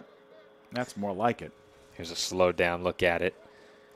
Yeah, and, when you're throwing the ball like this, because this is a pretty decent pocket for Prince, too. It's probably one of the best pockets he's had in this game. He steps up. I mean, it is a laser shot. Yeah. I mean, there's Hope in the middle on the edge of the screen. But it's such a big miss that if you're the Bears, it's hard to respect what this Raiders team is going to be able to do with the downfield passing game. And so it does allow you to play more press coverage. It does allow you to play the flanks a little bit better and obviously sell out for the run as well. But, those are plays that you have to make just to show that you can make them, Joe. Yeah, and I think that on a play like that, with more than one receiver having some space, at the very least, you can't turn it over on that play. You can't let that play end with possession in the hands of New York. You have to find a receiver or throw incomplete because the windows were there. And as you said, he had to step up, but the pocket was good on that play, one of the better pockets we've seen in the game. And I think that also could be a product of a situation where the internal clock in your head is going off and maybe you don't realize that you have a bit more time with the football in your hands. Posing for a couple of pictures here in the press box. We don't really have like this much of a great view for a game, and the Raiders go up for a yard. We rarely get to call a game from this close to midfield in an outdoor facility. Right. I think as close as we get is when we do indoor games for the AAL too. Yeah, and having like the bar stools, at our accommodations, the TV in front of us, I almost feel like this is like the closest to a professional setup that we've It's had, semi-pro. you and I. It's semi-pro. Yeah, exactly, and it figures. But where's the producer? Where are my game notes? Right. Where's the truck outside park with the big satellite dish on top? Where's my spring? Where's my spring water in a glass bottle? Let's go. PDF Sports Network, we are proud to be a part of the New York Bears family here. Playoff time in the LAL. And it's 2nd down and 9 here. Prince feigns a little bit of a pump fake. Now looking sideline, can't go there. Is under heavy pressure, and that one is incomplete. He was looking in the direction of Weston. Weston had a defensive back on top of him. Be 3rd down and long. Well, considering all the ways this play could have ended, I think you'll take this as the Raiders. And they had a chance to complete this ball. Not an easy completion. An open man earlier in the play, but ball didn't come out. And considering how much pressure was surrounding Prince and where he was on the field, that play could have ended a lot worse. Yeah, Weston is a little hot after that play because he was open. Yeah, he was calling for the ball a little earlier. But what I'm noticing too, Joe, is that the Raiders really have nothing developing underneath. So Prince, it's either feast or famine because he's either going to go and throw this ball deep. On the plays where they've run the wide receiver screens and the flanks, everybody's by the line of scrimmage. But the plays where they're not doing that, everybody's 10, 15, 20 yards down the field. So it's hard to check down there on a play like that. And once again, the fake in the flank. The screen not there. Now in the middle of the field. That's a good throw and a great catch that time by Kavan Hope. And Hope springs out into Bears territory for the first time. The Raiders will have it on the opposite side of the field. 1st and 10 Raiders and a big 3rd and 9 conversion. The Bears were not fooled in the slightest by this play call. Some pre-snap motion. They try to fake the screen to one side and throw it back the other way. No problem. Hope, who was, I believe, designed to be a blocker on that play, bolts up the field, catches it open, and if they can get the football in his hands in the open field a bit more, I think that's going to serve this Raiders offense pretty well. So they have it just outside the 30-yard line. It was Quatrell Huffin who lost Hope on the coverage there, kind of sat in that zone, and Hope went up over top of him. Biggest play of the game, undoubtedly, for the Raiders here in this first half. They have yet to score against the Bears this season. They're down by 2 scores here and need something. Love Wilson up the middle, breaks a tackle, and the speed gets shown. He drips inside the 15-yard line before Huffin takes him down. The momentum is building, and now the confidence must be building for this Raiders offense. They come up with a big play, albeit perhaps a bit of a broken play. They will certainly take it, and we mentioned it. When they've been able to stay free of penalties, they have done some good things on the ground. I think that's been their best offense so far in this game, when they've been able to hand the ball off, stay on schedule, and not move backwards. The Bears have taken a timeout because they want to regroup here and get back to square one after giving up 2 big plays in a row. And that time it was Love Wilson making a decision right at the line of scrimmage. He steps into the inside. This is the play before that. You could see Quatrell Huffin in the low zone staying put. Hope goes over top of him and turns it into a huge gain. And then we'll see the next play as well, where a little bit of a sidestep right at the line of scrimmage by Love Wilson as he turns it back to the inside. At first he's thinking, I'll bounce it outside. Nope, let me go back inside. And he turns that one into a healthy 15-plus yard gain. That's a good patient run there by Love Wilson. If you're predetermining where you're going to go there and you're looking to power that behind the guard and you decide pre-snap, I'm following my guard no matter what, you're running right into the Bears' defensive line. He was patient. He was willing to stay planted in the offensive backfield, wait for a hole to open up, realizing that trying to force it and not going anywhere doesn't help your team. The hole does open up in the middle, and he accelerates right through it. You have to like that burst that you saw from him on that play as well. He got up the field in a hurry, and when he was making his way into the second level, I wasn't sure the Bears were going to be able to take him down. Yeah. One thing that Jason Walker said in the pregame comments, you can go back and listen to them if you hadn't, is he respects the speed of this East Penn Raiders team. They have a lot of, talented players, and speed is at the forefront in all of them. So a little burst and a flash there by Love Wilson. Now, following the timeout, let's see how both teams respond following this, little break in the action. We'll see if the Bears can respond. Meanwhile, we have a lot of movement in both directions, but it's a 5-yard penalty by the Raiders. Yeah, and the inability to stay on schedule and avoid penalties now really beginning to hamstring this Raiders offense. And I'm not even sure that saying it's beginning to hamstring them is appropriate, because this started all the way back on drive number 1. It looked like they had put it behind them, at least on this drive, but just as they get into the red zone, closing in on their first score, they back up 5. And on 1st and 15, it's tough to say we're going to continue running the football, we're going to pound the rock and stay true to the game plan, especially the way this Bears defense has played for much of this first half. Welcome all of you watching here tonight with us. 1st and 15, the deepest penetration by the Raiders here in this one. Play clock down inside 10 seconds. They run it out into the flat. Great open field tackle that time made by the Bears.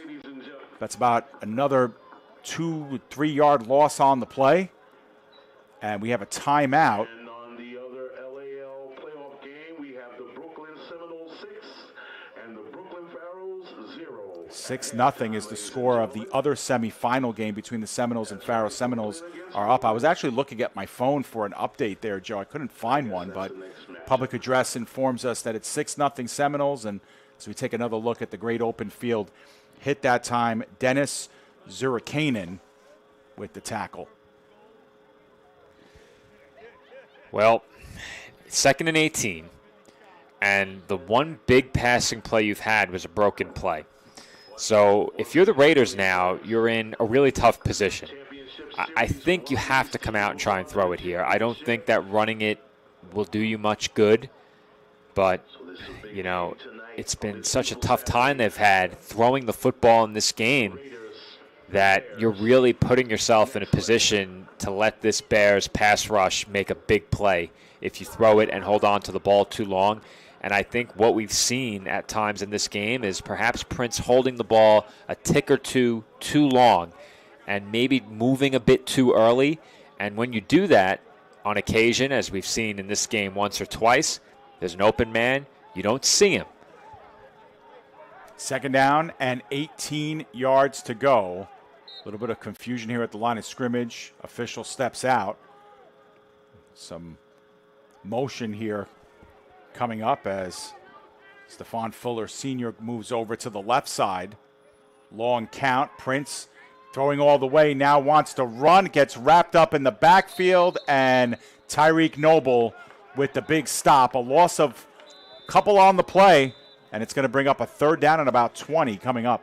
And, Dave, you could just see that coming. You knew that if they looked to pass, this Bears pass rush was going to have a chance to make a big play. And I think if you're the Raiders, at the very least, you can say, all right, it was only a loss of a couple, but they had a man open. They had a man open again. And I think this pass rush has really forced the internal clock of Prince to speed up at a rate where he's just not getting the football out and seeing these open receivers. He's tucking it and trying to avoid the rush, watch the left side of the screen, and and the right side. Yeah. I mean, the pressure did get there. Right. To be fair, the pressure did get there, but you got to find a way. Yeah. You got to find a way. Once you're stepping forward, your eyes may not be downfield anymore, but we'll slow it down here and see exactly where those openings develop as there is a timeout on the field. Yeah. Take a look at the slot receiver on the right side. They blocked it very poorly. Yeah. But you know what? I don't think that's on the quarterback. No, I can't be. Yeah, it can't be. Not that play. Right. Not that play. And again, if you're able to get outside the pocket and can lift your eyes at the very least, maybe you can make a play. But, when you're just scrambling for your life there, it's tough. It's a tough ask. I believe that timeout was taken by the Raiders, Joe. And now we're going to have 12 guys again on the field. And yes, indeed. 1, 2, 3, 4, 5, 6, 7, 8, 9, 10, 11, 12. Coming out of a timeout. Coming out of a timeout. So now it'll be 3rd and 25 from the 27. And it's essentially 3rd and goal when you think about it. I mean, they can get a first down here if they get it at the 2 or the 1, but they're going to need a play that takes them right to the goal line. Yeah, and I think this all started with a 2nd and 18. And once you're in that situation where the Bears defense knows you probably have to throw it, you're already behind the 8 ball because that pass rush is coming. You know how good they are, and it's tough to get the ball out against them, especially when we see a rush like we did on that 2nd and long play. But even when there has been some time in the pocket, the Raiders have still failed to get the ball out, and there hasn't been much in terms of the conventional passing game for East Penn to this point. And, Joe, I think they only have 10 guys on the field.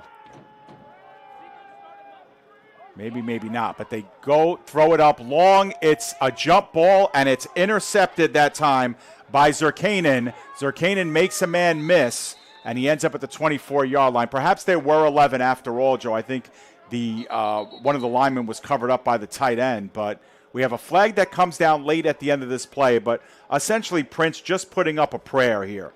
Well, let's count. Yeah, it's 11. It's 11? It's 11, yeah. I got shielded off of the left guard. Well, there's really not much you can do there except throw it up. And it looks really bad on the replay when you just heave it and the pass is intercepted. But you have to take a shot there. Yeah. You have to try. You can't take a sack. And what purpose does a punt or a field goal attempt really serve in this spot in a 16-0 game? So you can't fault Prince for trying to get that ball up. And I think this Bears pass rush, when the Raiders end up in a spot where they need to throw, they're feasting. And you can end up in 2nd and 15+, 3rd and 20+. We've seen it more than once already. I think if you can stay out of those 2nd and very long, 3rd and very long, you don't only give yourself a shot as the Raiders, you give yourselves a good shot to score. And we saw what they were able to do when they didn't put themselves in 2nd and long and 3rd and long with penalties on that drive. And once they got into the red zone, pre-snap penalty on 1st, turns into 2nd and long, which becomes 3rd and long, which becomes 3rd and longer, which becomes a turnover. Yeah, you mentioned, the 2nd and 18, but even before that, it was 1st and 10 at the 17, and you take a false start penalty coming out of a Bears timeout. It just sets you up 1st and 15, and we see it so often. It's really hard to get out of those holes. Meanwhile, over top and adjusting to the football and making the catch, a gorgeous one at that by Caden Liddy as he went over top. Great ball as well from Rodriguez, probably his best one of the evening, and the Bears are in business here on 1st down. That is a perfectly thrown 30-yard back shoulder pass over the top of a defender. It doesn't get much prettier than that. It really doesn't. What a throw by Rodriguez, and a tremendous catch on the back end of it by Liddy. Yeah, Liddy's first catch of the game, and it was a good one. The Bears were backed up because of a personal foul penalty that came at the end of that interception. And Rodriguez will continue to work here out of the shotgun, empty backfield. The Raiders bring one extra layer and wide open down the field, and the catch is made that time once again by Nigel Swift. It takes a bunch of bodies to get him down, but they are inside the 30 to the 28-yard line. Now there is a flag back at the 40-yard line here of the Bears. We'll see what for. Well, you can tell this Bears offense feeling really confident right now. They've opened things up in a big way. They hadn't really looked to throw down the field too much in this game. They had the drop touchdown. They had a pre-snap penalty, and the play was ultimately blown dead. They threw down the field to a wide-open man. That play was negated. But on this drive, 2 deep shots on their first 2 snaps. The first one goes for a first down, and we are still awaiting the outcome of this flag on the second deep throw. Yeah, well, it's definitely going to back the Bears up, and all signs pointed to a hold, and I believe that was the case. So they'll go backwards here, and that will negate a 27-yard gain, actually a 29-yard gain. And we'll see where they'll spot this one here. They'll walk it back. Yeah, I tried to get a look. It was on the left edge of the frame. Didn't see too much. There might have been a grab after one of the linemen was beaten on the initial move.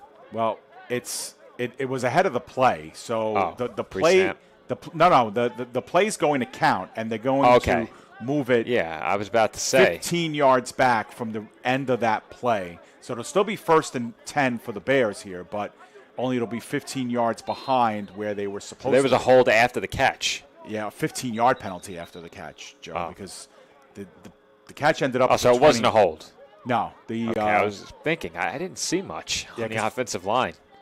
Yeah, because Swift was taken down at the 28-yard line. Yeah. The ball's being put at the 43. So whatever the infraction was, it was for 15 yards. But the result of the play stands, and the Bears have it 1st and 10.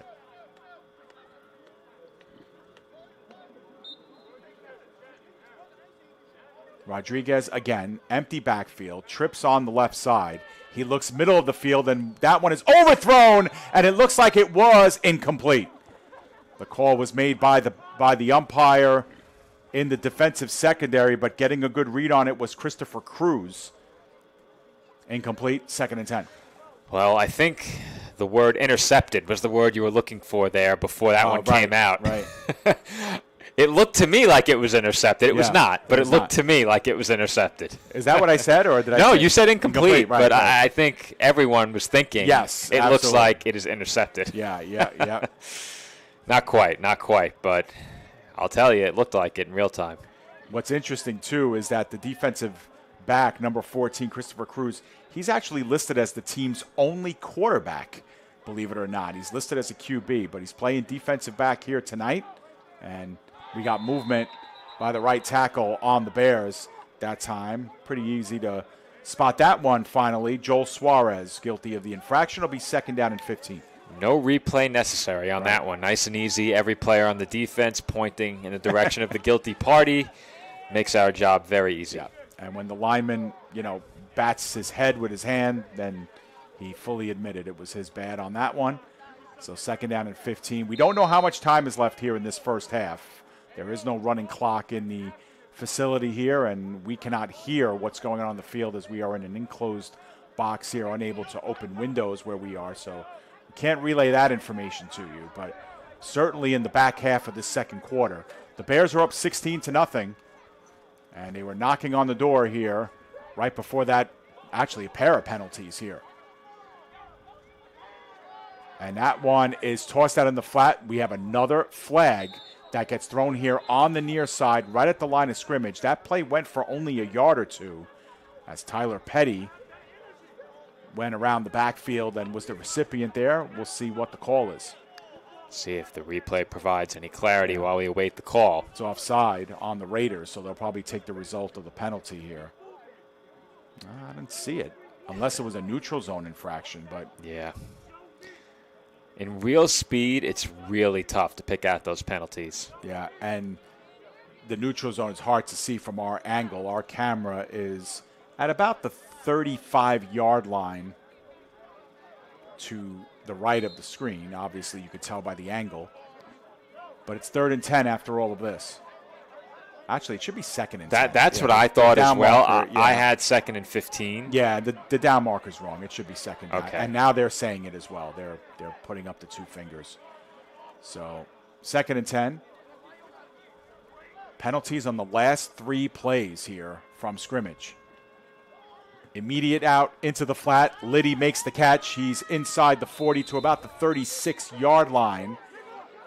And they actually give him about the 34, so they'll only be about a yard or two shy of the first down. It really depends. The referees are in two completely different spots on opposite sides of the field. Split the difference. That's a big difference. They're about 4 yards. Yeah, so the ball's going to be spotted at the 38. No, now they're moving up. I'll tell you where it should have been spotted. It's at the 34, and I think it's the 34 is the right call. 34. Yeah. 34. And that's where it is. So it'll be 3rd down and 1 here on this play, and like to believe it's 4 down territory here for the Bears as they're in no man's land here, just as beyond Hunter's range as a kicker.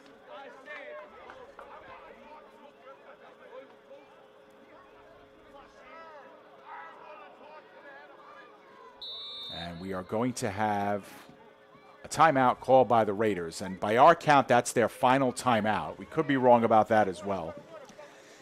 Well, I think they know how important this drive is for them defensively. You're in a position where I think if you allow any points on this drive and go behind 3 scores, this game is very much hanging in the balance on your next offensive possession. I don't think you can afford to go into the half down 3 scores under any circumstances. The way the Bears are playing, the kinds of holes they've opened up in the run game, the way they've been able to air it out early on this drive, the Raiders cannot afford to give up points and get nothing back. If the Raiders don't score in the first half, they need to keep this deficit right where it is at 16. 100%. Remember, the Raiders have not scored against the Bears this season. They lost 20-0 and 19-0. And there's just not a lot of room here for them to allow any more points, as they don't know where they're going to find their own here in a game like this, especially on the road in the playoffs. And I think another question is, how realistic is it for the Raiders to successfully convert for 2 on a kick? True. So this can actually be a 3-score game when you think about it. Yeah, and a field goal could make it a 4-score game if you don't convert on any. I think at that point, if you were down 19, you probably wouldn't try and kick if you don't feel confident. So you'd have to convert at least one. So used to saying 2-point try, but one-point conversion try with a couple of touchdowns. In fairness, obviously we haven't seen it yet, but East Penn does have an official kicker on the roster. Malik Khalida, who wears number 34, is listed as a straight-up kicker for this team. So if need be, they do have one, just a matter of how they would utilize it. But mission number 1 is to get the Bears off the field if they can, but it's 3rd down and 1 here. And Rodriguez is going to throw it, and he's going to look for the home run. Down the sideline, in stride, touchdown, Caden Liddy. Liddy had much shorter reception on the screen pass earlier in the drive, and they connect with him for a big one right there.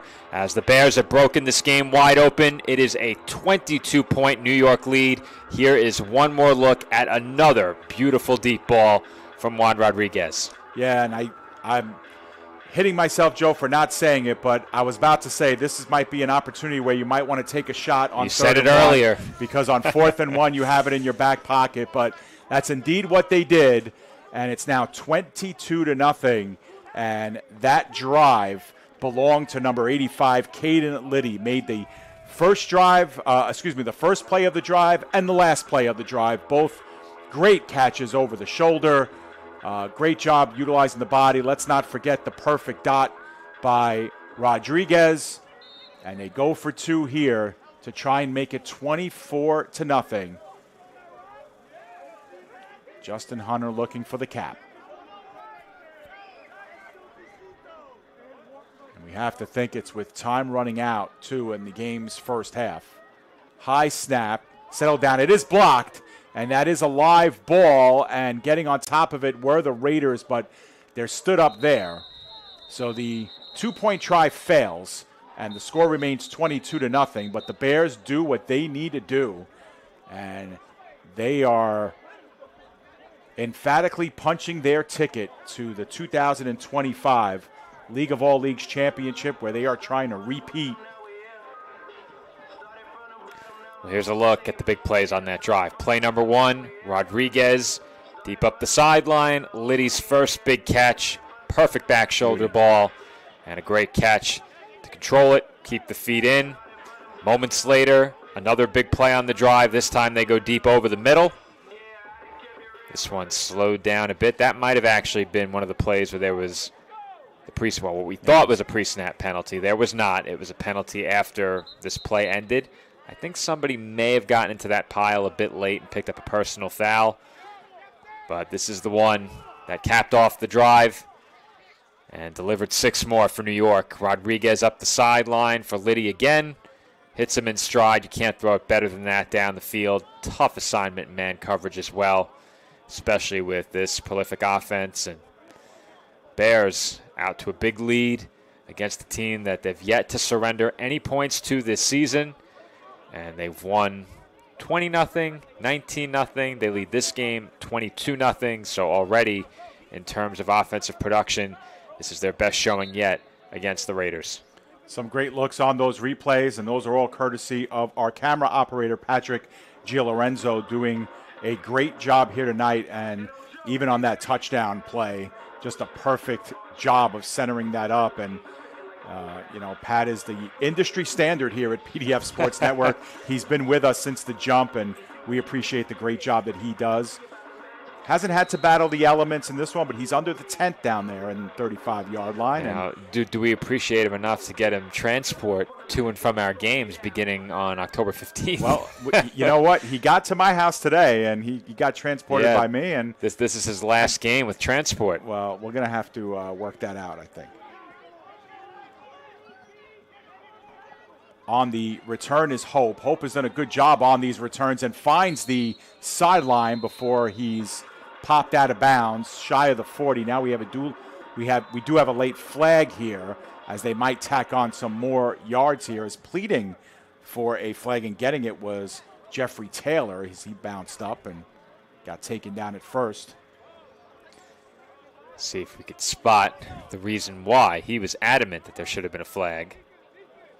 Well, we're trying to spot him there, and he's tangled up at the 35. Oh, yeah, he just took a shot at the 38-yard line, and we got you on tape, Uriah Clark. You're guilty of the 15-yard penalty.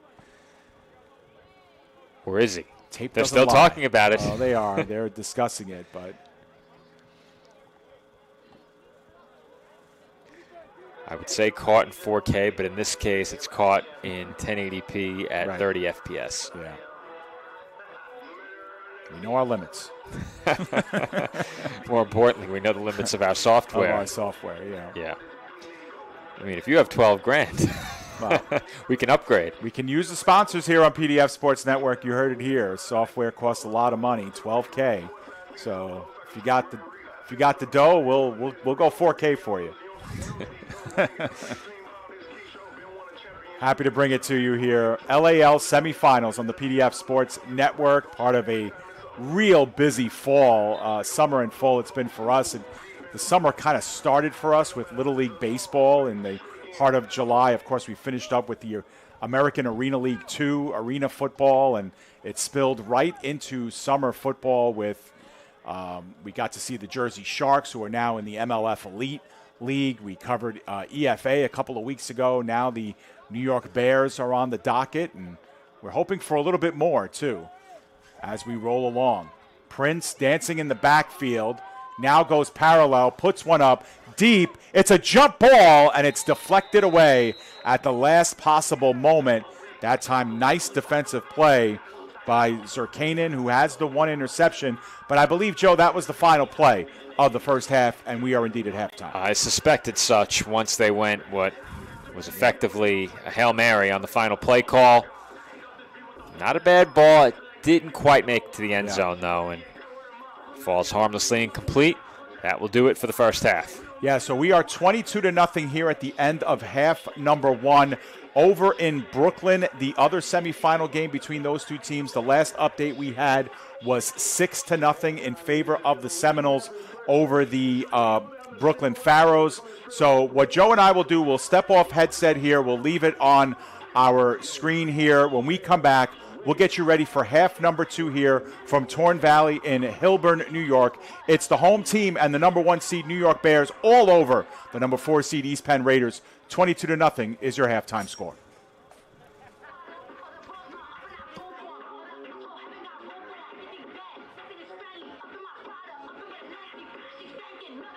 That's right. My man Leo hanging out with my man Leo. So we got the 50-50. And the 50-50, somebody's coming home with some cash or rubies. Once again, the Bears, the Raiders, Saturday night, the chip. Next up, whoever wins this game goes to the championship, ladies and gentlemen.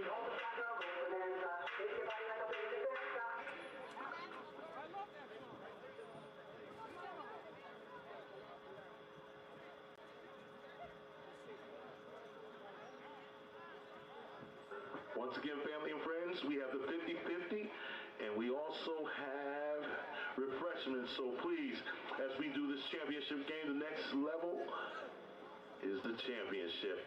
Both these teams are ready. Still plenty of time left in the game. Welcome to the Bears' hometown, where we do it like this, and we appreciate everyone.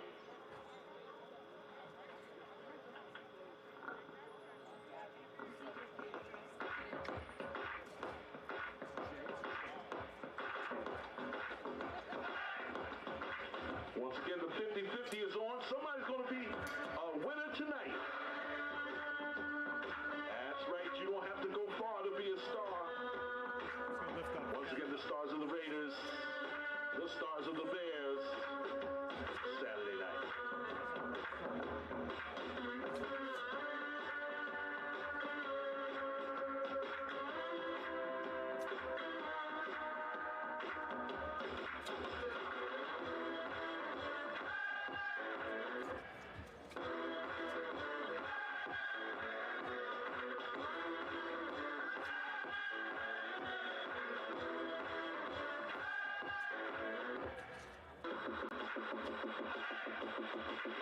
Ladies and gentlemen, on the field right now, the future.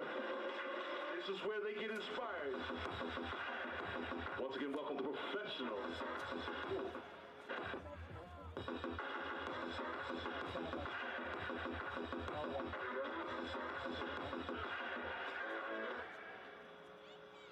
Got you, my brother. Once again, family and friends, we do have the 50-50. We also have refreshments, and we have the young stars on the field right now creating the new generation of football stars. No, it's these pins here. You see like these little pins? You gotta push them out. Oh, and that releases some of the tension. And then these guys as well. But my pin here is stuck. Oh, it's on its side? Yeah.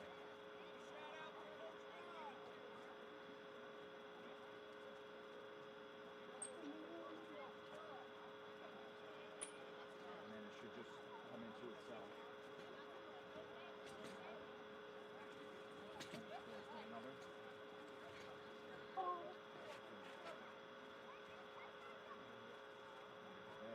Oh, I put it through. Yeah, I got it.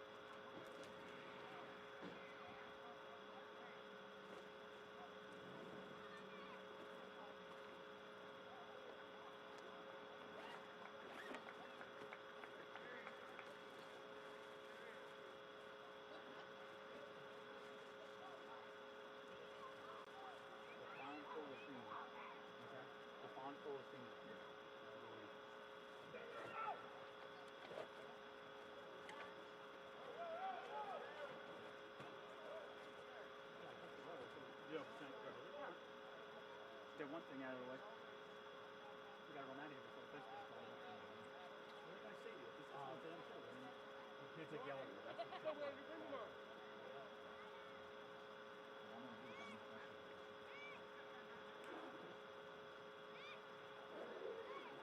You might want to go single. Yes, I don't think this one.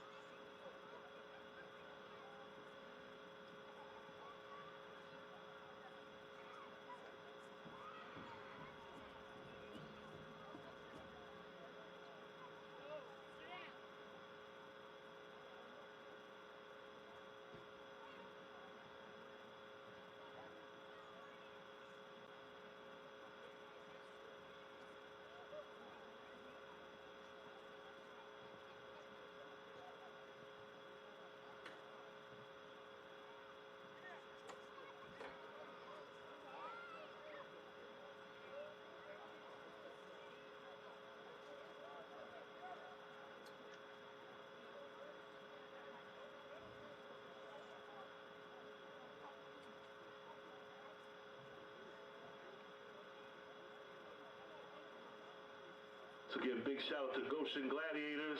Put your hands in the air, Goshen Gladiators. Let the world know Coach Juan Rodriguez's squad, they are the next generation. Once again, welcome to Bear football. The next group, the next levels to the championship. Someone will face Brooklyn in the chip. Game is still going on. Hanging out with my boy, Dr. Doman. We just hanging out, man. I knew him since he was a young star. Now he's a superstar. Once again, Bear football, Saturday night, the professional league.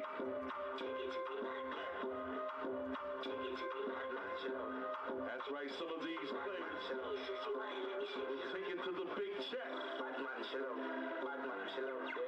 To the black and gold. The New York Bears.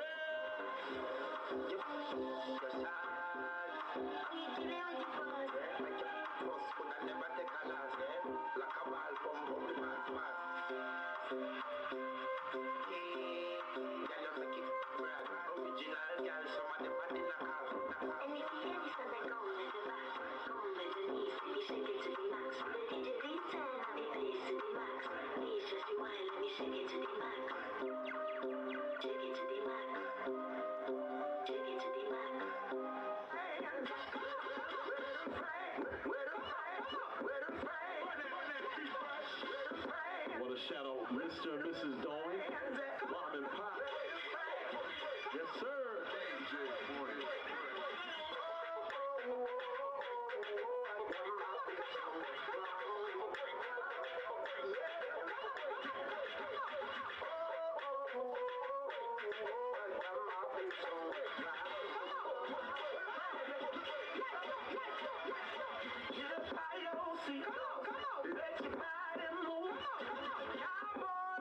Can we get that 50-50?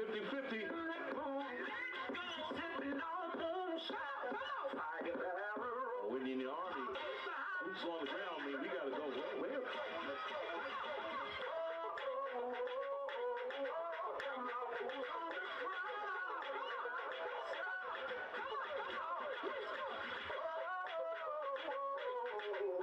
Saturday night.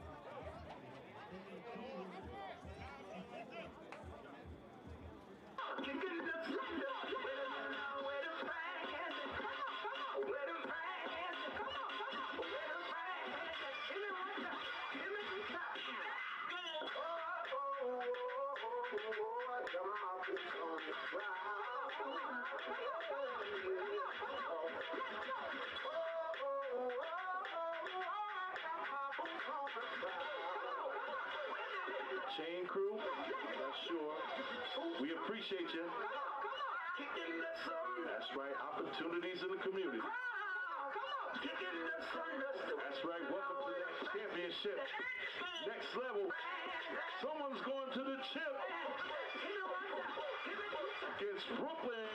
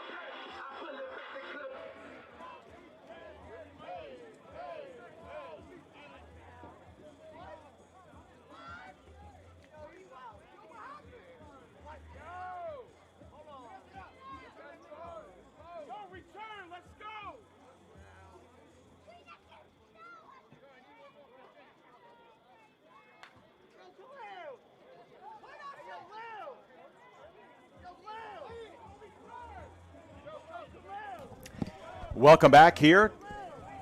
Joseph St. Lawrence Sports Complex in Torn Valley, Hillburn, New York, the site of the LAL Semifinals between the number 1 seed New York Bears and the number 4 seed East Penn Raiders. And you can see on your screen how it's going through the first 30 minutes of play. The Bears with 3 touchdowns and a pair of 2-point conversions, which, of course, in the LAL are the kicks.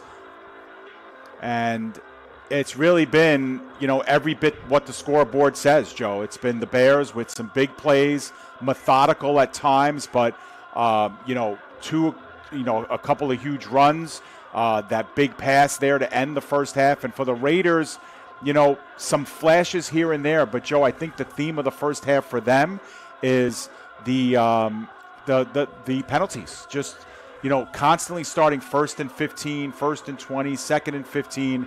It's just been, for every small step forward they're taking equal steps back.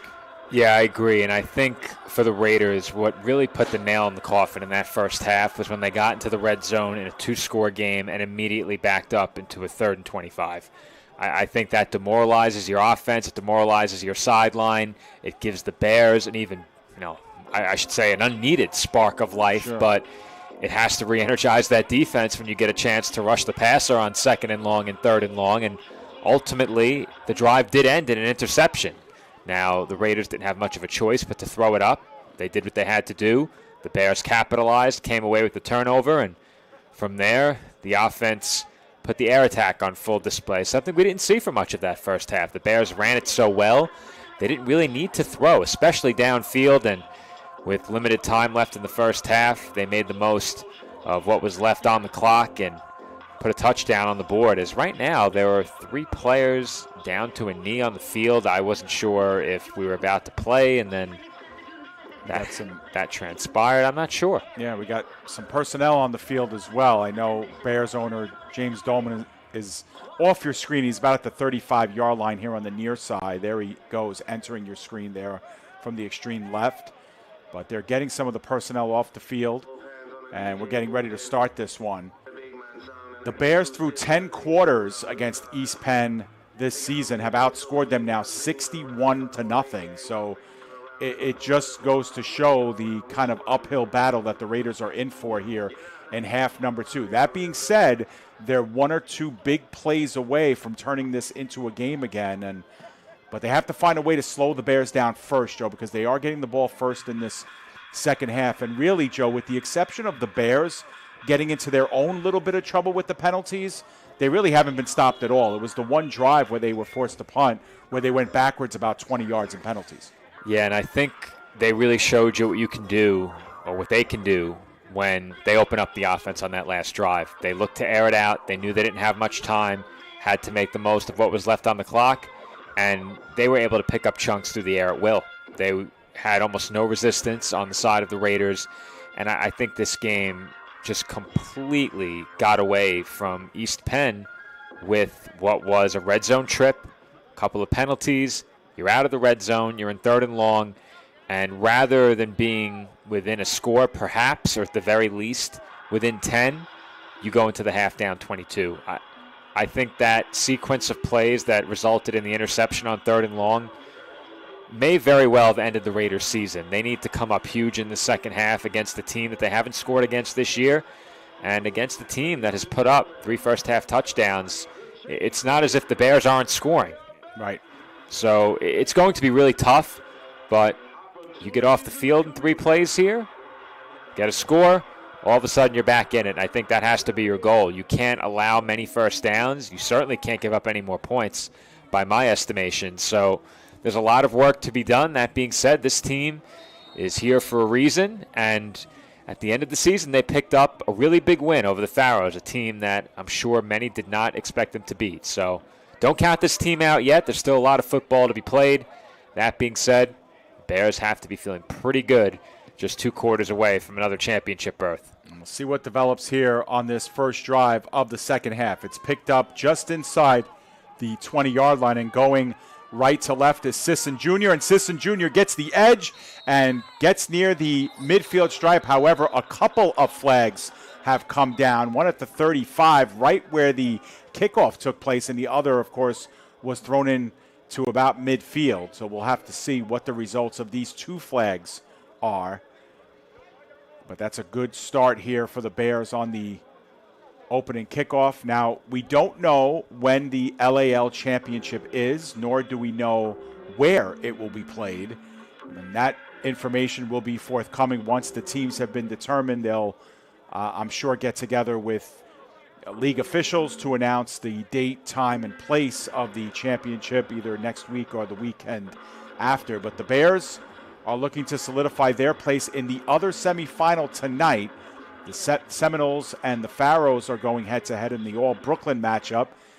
Last we heard in that game in the first half, the Seminoles were up 6-0. If you do know what is going on with that game, be sure to drop it in the live chat on YouTube, and we'll, of course, relay that and share information. But the semifinal winners obviously meeting up for the LAL championship. The Bears are the defending champs, and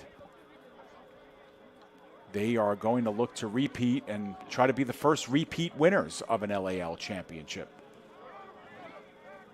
Seminoles, I believe, won year 1. The Sharks won it in year 2. And the Bears won it in year 3. We are in year 4. The give underneath, that's Ward. Ward, typical to what he's done all night, makes a couple of guys miss or at least bounces off a couple of tacklers, plows ahead for about 7 or 8 yards, and they get close to a first down. Such a shifty runner and a powerful runner, really the complete package at the halfback position. You line up in the pistol and just hand it off to him. Effectively a run between tackle and guard. He had more than one option when he got there as well. Could have bounced it outside, chose to cut it inside, and powers his way through hits and plenty of contact in that running lane. Not enough to slow him down on his way to an 8-yard pickup, but he got a really bad really bad spot on that, Joe, especially after I watched the replay. He was up to about the 47-yard line, and they ruled him down at the 45, so he's a good 3 yards short of the first down. He gained 8. I'm with you, Joe. The Raiders back off, and that one is batted down at the line of scrimmage, incomplete. Getting his big paws up there was Keenan Walls to deflect that one down, and it'll be third down and short. Well, if you're the Raiders now, not necessarily the third down you want, a third and short, but it's a chance for your defense to make a play and perhaps get you off the field. I'm not convinced the Bears go for it in their own half of the field, but should they get within a yard, maybe they think about it. The Raiders, at the very least, are hoping to force that decision in this spot and bring up a fourth down. We'll see what the Bears can do.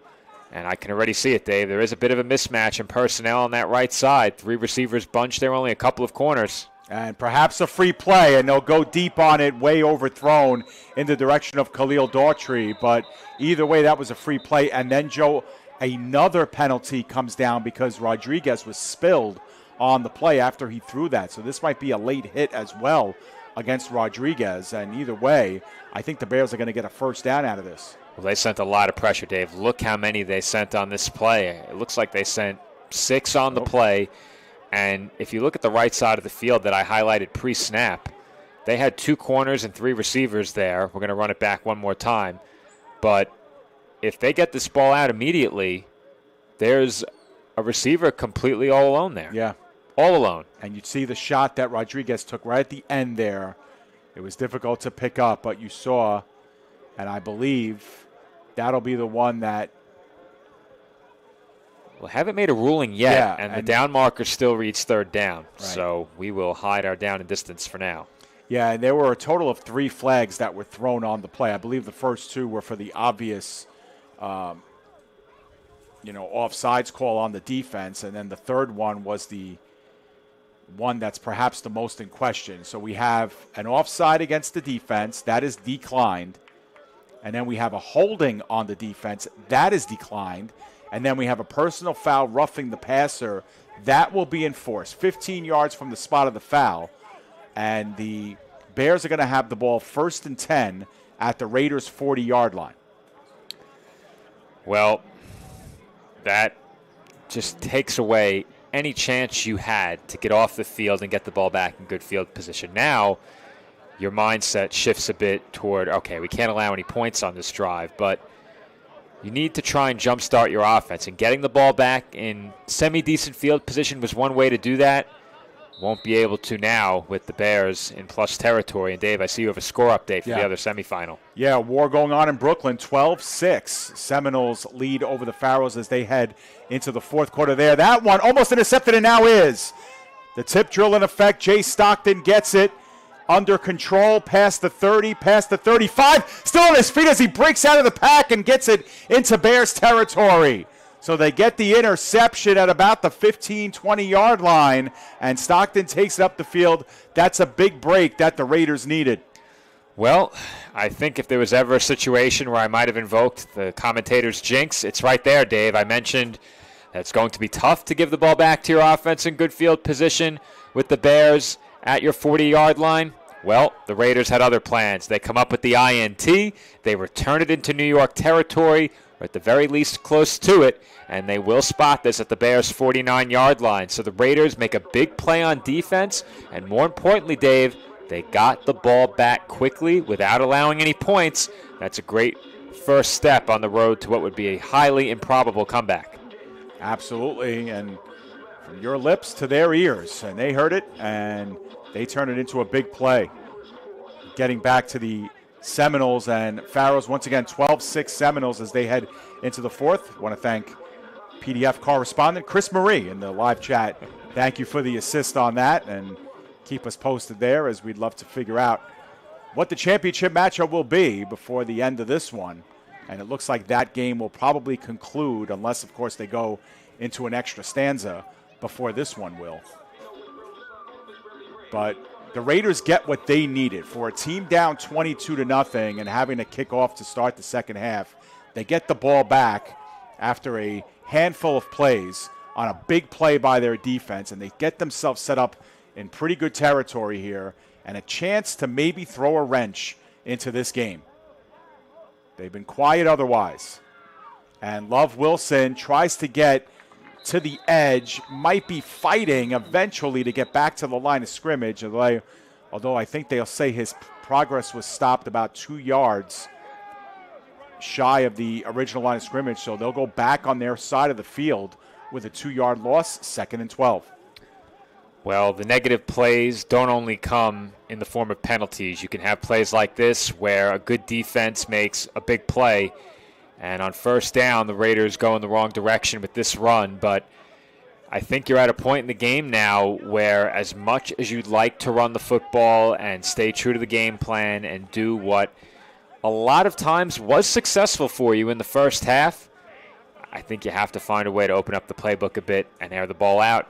The deficit is 22, and you're going to need a couple of 2-point tries now if you're the Raiders, or at least one 2-point try via kick. And once again, they'll go out into the flat. Perez Tucker, and as a flag down at about the 50, another one gets thrown late at the Bears' 40-yard line. Again, Tucker doing well to turn what could have been, a minimal loss or no gain into about a 5-yard gain, but we'll see what the result of these flags, plural, are. Yeah, I think there was a hold on the block in front of the screen pass, and you said there was a second flag that came in as well. And it looks like they were both called for the same reason. Holding against the Raiders. And again, just like we spoke about in the first half, and then to start this second one, the Raiders, with the penalties, are just really hamstringing themselves. 2nd down and 22 coming up. You said it really well. A step forward, 2 steps back. It's been the story for much of this game, and when you get a big defensive play like they had on the interception moments ago, you'd like to see that turn into something positive on the offensive side, and they just haven't had it on offense tonight. They haven't been consistent in keeping things moving forward. I think that's the number one issue they've had. It really is. The penalties have just been massive. There is another one, although this one might be against the Bears here, as getting tripped up for very little gain there was Perez Tucker.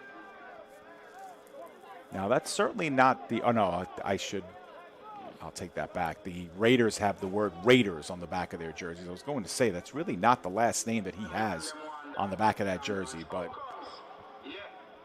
all Raiders here.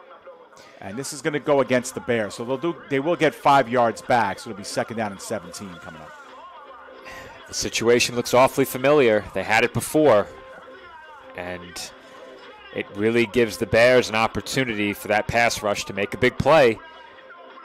I don't know if you're in a situation where you have to pass. I would say yes, generally, because you need to do whatever it takes to pick up a first down here. I think it's 4-down territory the rest of the way, unless you end up in a 4th and, I'd say, 20-plus, 15-plus maybe.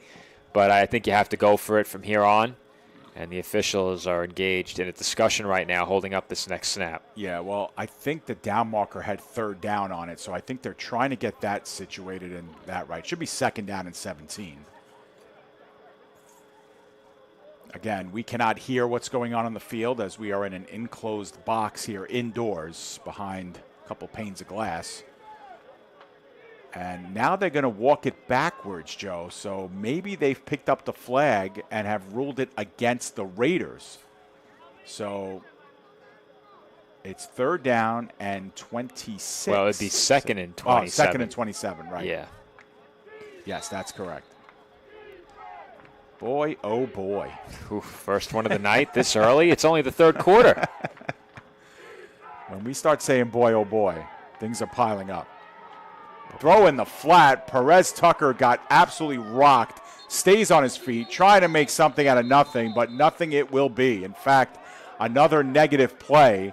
This one will go back another 7 yards, Joe, and we are about to have a 3rd and 34 coming up.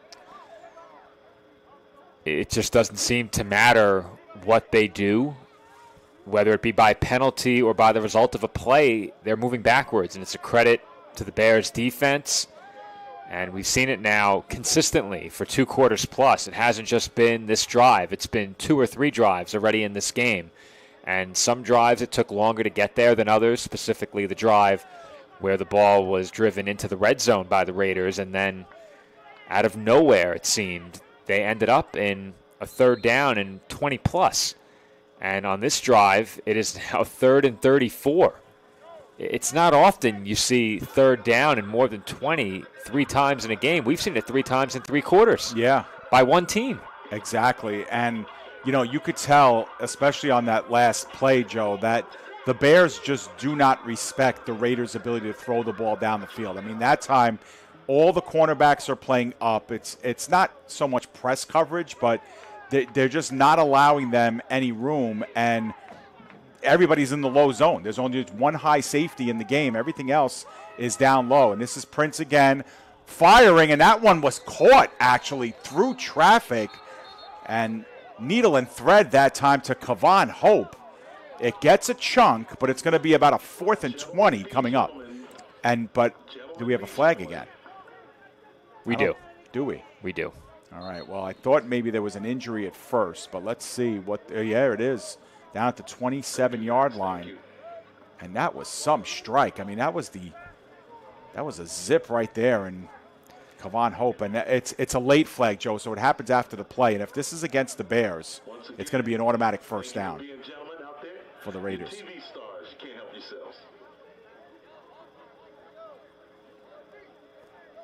So a long conference here.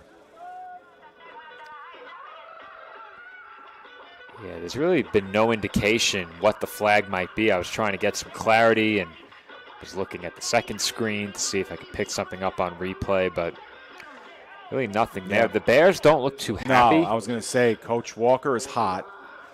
Headset beware. Yeah, and, you know, again, if it's a personal foul against the Bears and it gives the Raiders a 1st down, there's no excuse for that, because on a 3rd down and 34, all you got to do is make a tackle, keep everything in front of you, and they're either going to punt or you're going to set up a 4th and 20. However, it looks like it'll be offsetting personal fouls.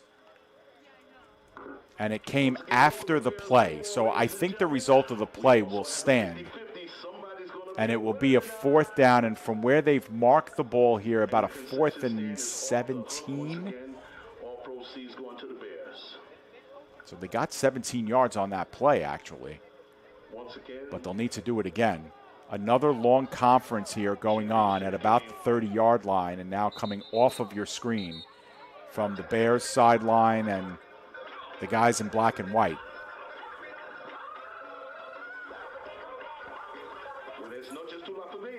We are in the 3rd quarter here between the Bears and the Raiders. LAL Semifinals game 1 of 2 going on tonight. The other one in Brooklyn, where we understand the Seminoles are up 12-6 in the 4th quarter against the Pharaohs, their neighbors.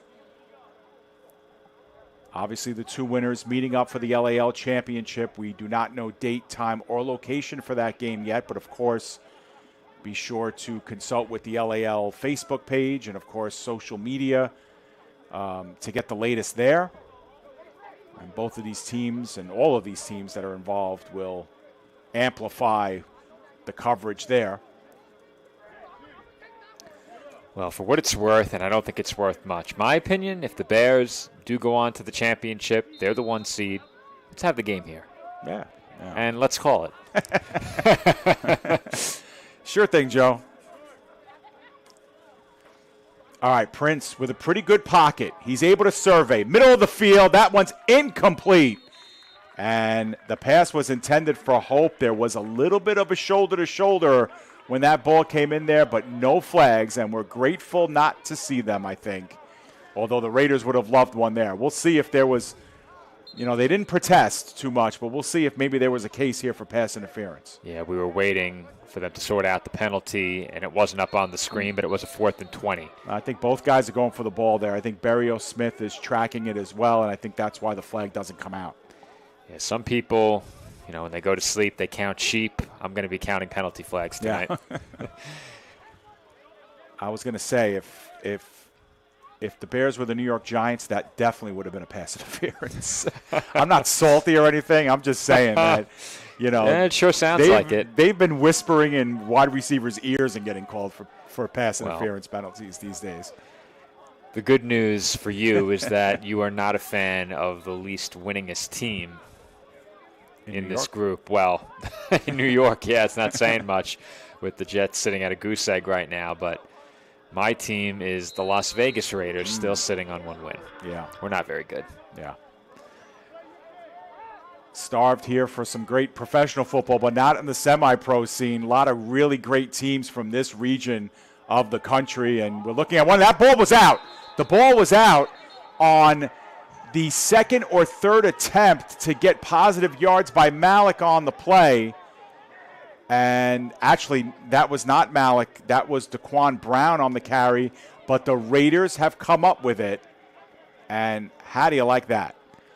Well, that is the best penetration they've gotten on a running play in this game. And we mentioned how physically the Bears' backs have been running and how they've been powering through contact throughout this game. Sometimes discretion is a better idea than trying to pick up an extra yard or 2. And on that play, I think that holds true, as the Raiders do a great job to rip that football out, not to take anything away from them defensively. But you're in a position in this game, leading by 22 as the Bears, where effectively all you had to do on that drive was not turn it over. Yeah, and got to give a lot of credit to number 24, Matthew Dufault, who was credited with the strip there on that fumble, gives the ball immediately back to the Raiders, who have now generated 2 turnovers here in this 3rd quarter. But can they do something positive with it? Perez Tucker gets met right at the line of scrimmage and gets taken down for Joe, a 1-yard loss. We've said it all night long, whether it's a negative play or a penalty backing them up, the Raiders just haven't been able to stay on schedule offensively and continually pick up positive yards on plays. It's been one positive play, a penalty, and a negative play for much of this game, and this drive no different to get it started with a 1-yard loss. Just been a very tough go at the line of scrimmage for these running backs, and, we haven't seen a lot of really anybody else. I mean, we've seen dashes of Kavon Hope, of course, and, Marcus Weston at the wide receiver positions, but really it's been the running of Love Wilson and Perez Tucker that have tried to guide the ship here offensively for the Raiders, but the Bears just have not been having it. The Raiders were able to break out a couple, but they've been stout. And now a bump in the backfield, and Love Wilson powers forward for a gain of 2 to make it 3rd down and 9. But that had all the makings of a sloppy and negative play, as Love Wilson ran directly into Devon Prince, the quarterback on the exchange. Well, if the Bears didn't already know watching this team on film coming into this game, I think they've observed what we have, and that's that the Raiders have come into this game committed to running the football. And when the Bears saw the bit of success they had on the ground early in the game, I think they decided we are not going to let this team beat us on the ground. They are not going to pick up positive yards on the ground, and we are not going to let them come out and execute the game plan that they were looking to execute in this game. And there really hasn't been too much of an adjustment getting away from the ground game for the Raiders. And when they've been steered away from it by the down and distance in many cases, we've seen some bad things for them offensively. We've seen, of course, the interception on the 3rd and long, and we've seen a lot of plays that didn't exactly transpire the way they were drawn up. Well, they're going to need 22 second-half points to get themselves at least tied here in this one. They need a conversion here. 3rd down and 9. Frazier with some good penetration, but Prince goes forward, carrying that ball like a loaf of bread, but he does get the 1st down and more on one of the biggest positive plays of the evening for the Raiders, the quarterback scramble. And now from inside the Bears 40, it's 1st down and 10 for the Raiders. They needed that. Well, Prince has been on the move plenty in this game. I'm not sure he's made it past the line of scrimmage once. And he showed off some good agility there in the open field, able to make some guys miss. Still not a fan of how he's carrying the football, but it seems to be effective. He has a vice grip on that thing. Absolutely, and now goes straight back to pass, pump fake, and he gets gobbled up by Gerard Revange. That is not a guy you want to meet in the backfield, and Revange ate him up. That's a sack of about 2 or 3 yards. It'll be 2nd down after the loss on 1st. Yeah, he got planted on this play, and you might be feeling good after that run. Well, made a couple of guys miss, and, well, those good feelings gone. Yeah, we haven't called Revange's name a lot in this game, but he is one of the stalwarts of this New York Bears team. And, Joe, you made reference of this in the pregame. It's a team that brings back a lot of talent year to year. It's less of a team and more of a program, of an organization, because they cultivate players, they coach them up, and they stay for a long time. Now, they did get some added personnel this year. Tyreek Noble, one of those big names that we mentioned as well. But for the most part, and here we got a disastrous play in the backfield. The throw to Perez Tucker tries to make a few people miss, but he is going to get thrown for a 5-yard loss on this play. Make it 4 yards, but it'll be 3rd down and 17 coming up. Well, we've seen the numbers for the Bears coming in. We know this is a formidable defense. We cover a lot of good defenses in the semi-pro game, the arena game at the high school level. I'm not sure that we have covered any team that has forced this many negative plays through 2 quarters plus in any game. Yeah. Yeah, and listen, the snap was not good, and obviously there was a mix-up on the exchange. And, Prince is going off to the sideline, and he is red hot. And he's coming back to the huddle here, but he has had some strong demonstrative body language as he went over to the sideline. And I think, Joe, we're at the end of the 3rd quarter, I think. They're switching sides, so yes. We're through 3 complete. The Bears well on their way, but the Raiders trying to throw a wrench into things here. And we'll see if they can at least muster up some points. But the Bears have now thrown together 11 straight shutout quarters against this East Penn team. Yeah, it's been a really dominant showing for the Bears tonight and all season long in their games against this Raiders team. And you mentioned how improved the Raiders were from the start of the season to this point. And coming in, they had to think perhaps that they could pull off the upset in this game, but the way that the Bears defense came out tonight, you just never really felt like the Raiders were going to be able to put up the multiple scores they needed after the Bears went up 16-0. And barring a miraculous come-from-behind win, this Bears defense in great shape headed into the championship. Third and very long, and is that 2 forward passes? That one was thrown up, intercepted. A fumble ensues on the strip. That ball is still out. And if the Raiders get on top of this, show, it's going to be an automatic first down. But let's see who gets to it. I thought the first pass was forward, Joe. And I thought that obviously the second throw was forward by Stephon Fuller Sr. All right, let's watch it back. It's the Bears' ball no matter what. But let's see. If this first throw is a forward pass, he throws it from the – that's a forward pass. Yeah, no question. Absolutely forward pass. So this is an illegal throw right here. And there should have been a flag down. Now, the Bears obviously are not going to contend the call on the field, which was an interception, then a fumble. If the Raiders would have gotten on top of that ball, they would have had a first down because possessions changed. But in any event, we've had 3 turnovers in this second half, 2 by the Bears and now 1 by the Raiders. And they actually had a turnover on downs as well in this half. So it has been a half for the defense here in half number 2. Yeah, this game has been really a showcase for this Bears defense in so many different ways. The pass rush, the secondary, run stuffing, they've really clicked in all facets defensively. Jet sweep underneath. Sisson past the 40, the 45, and into Raiders territory. And we have a flag down as Sisson was shouldered out of bounds by Cruz. And I didn't like that call. I thought that Sisson kind of ran into Cruz. I think Cruz held up there at the very end, but you get a sense of the speed here by Sisson.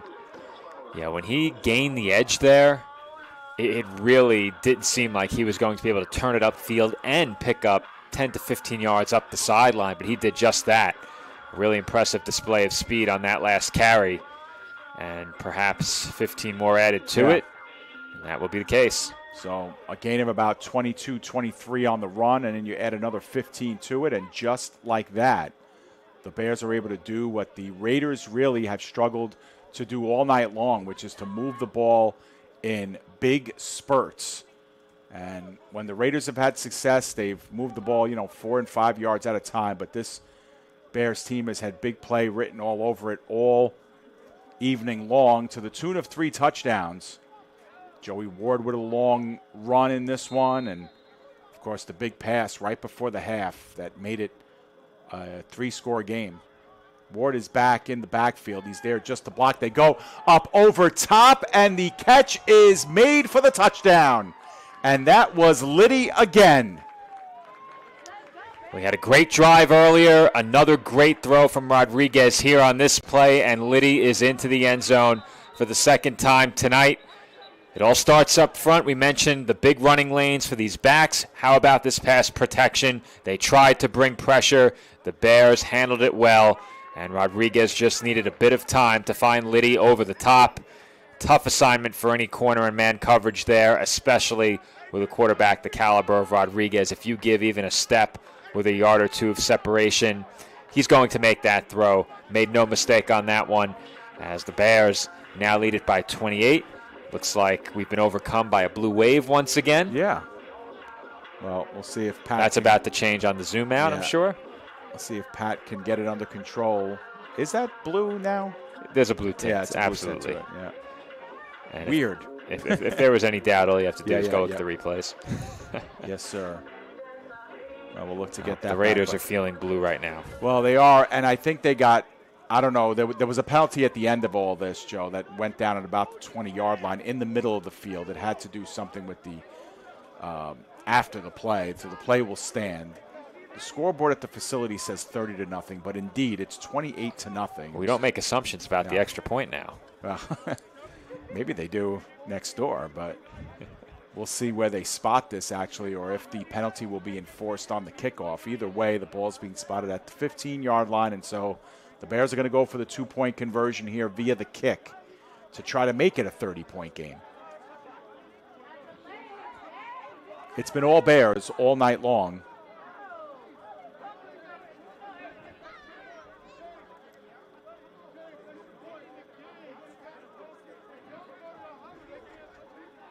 Long delay here as the officials are going. Well, one of the officials is getting positioned underneath the goalpost. You'll see him enter the screen at any moment. There he is.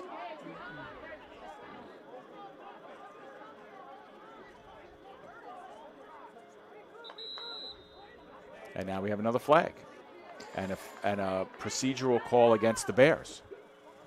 Back up 5 yards, delay of game. Weird, Joe, because the delay of game was called, but the official was right in the middle of the line.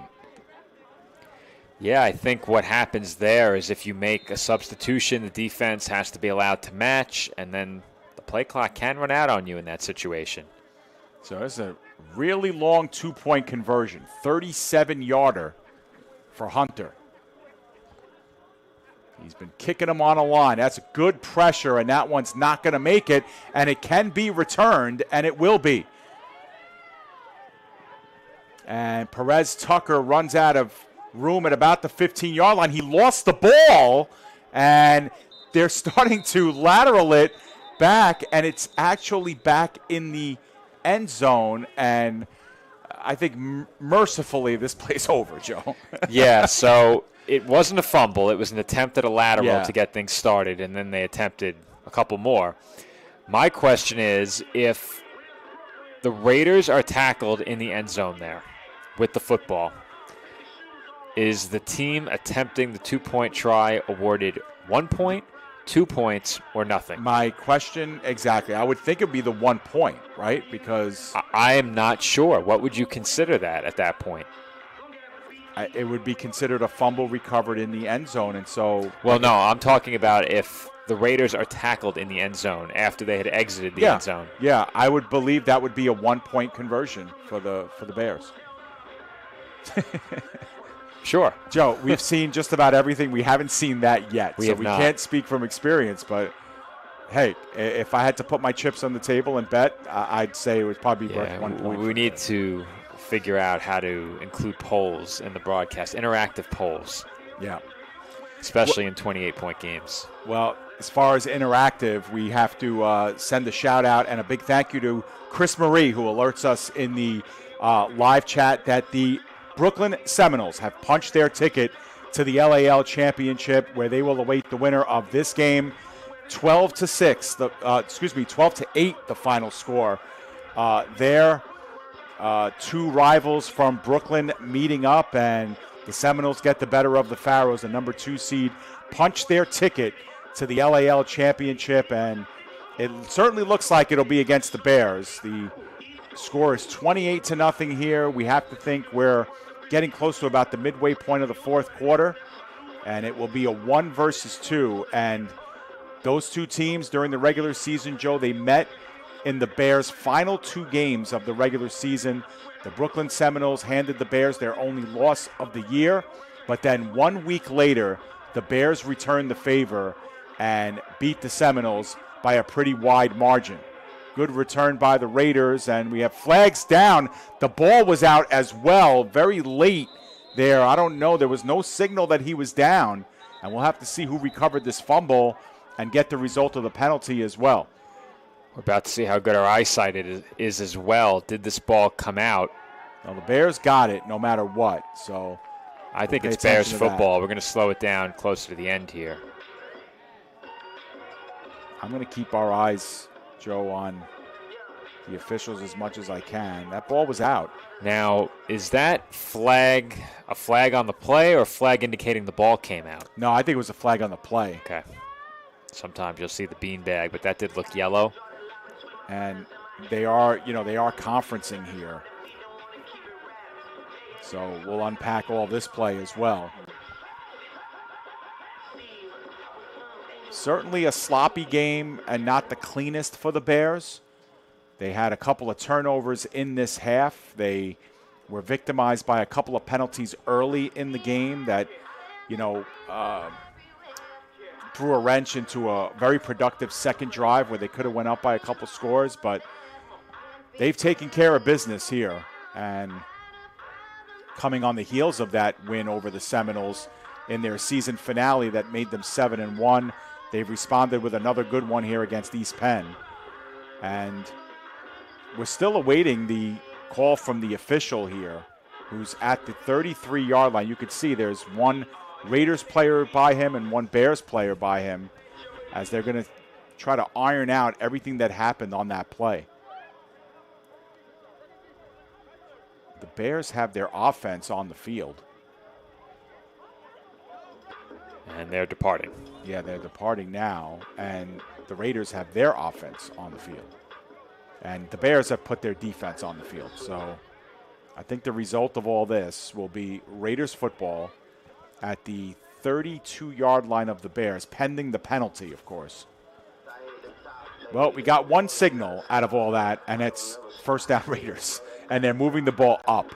So I think, Joe, maybe it was like a face mask or something that happened late there, because that's where the flag comes in. You just saw it there, tail end, and they've moved the ball up 15 yards.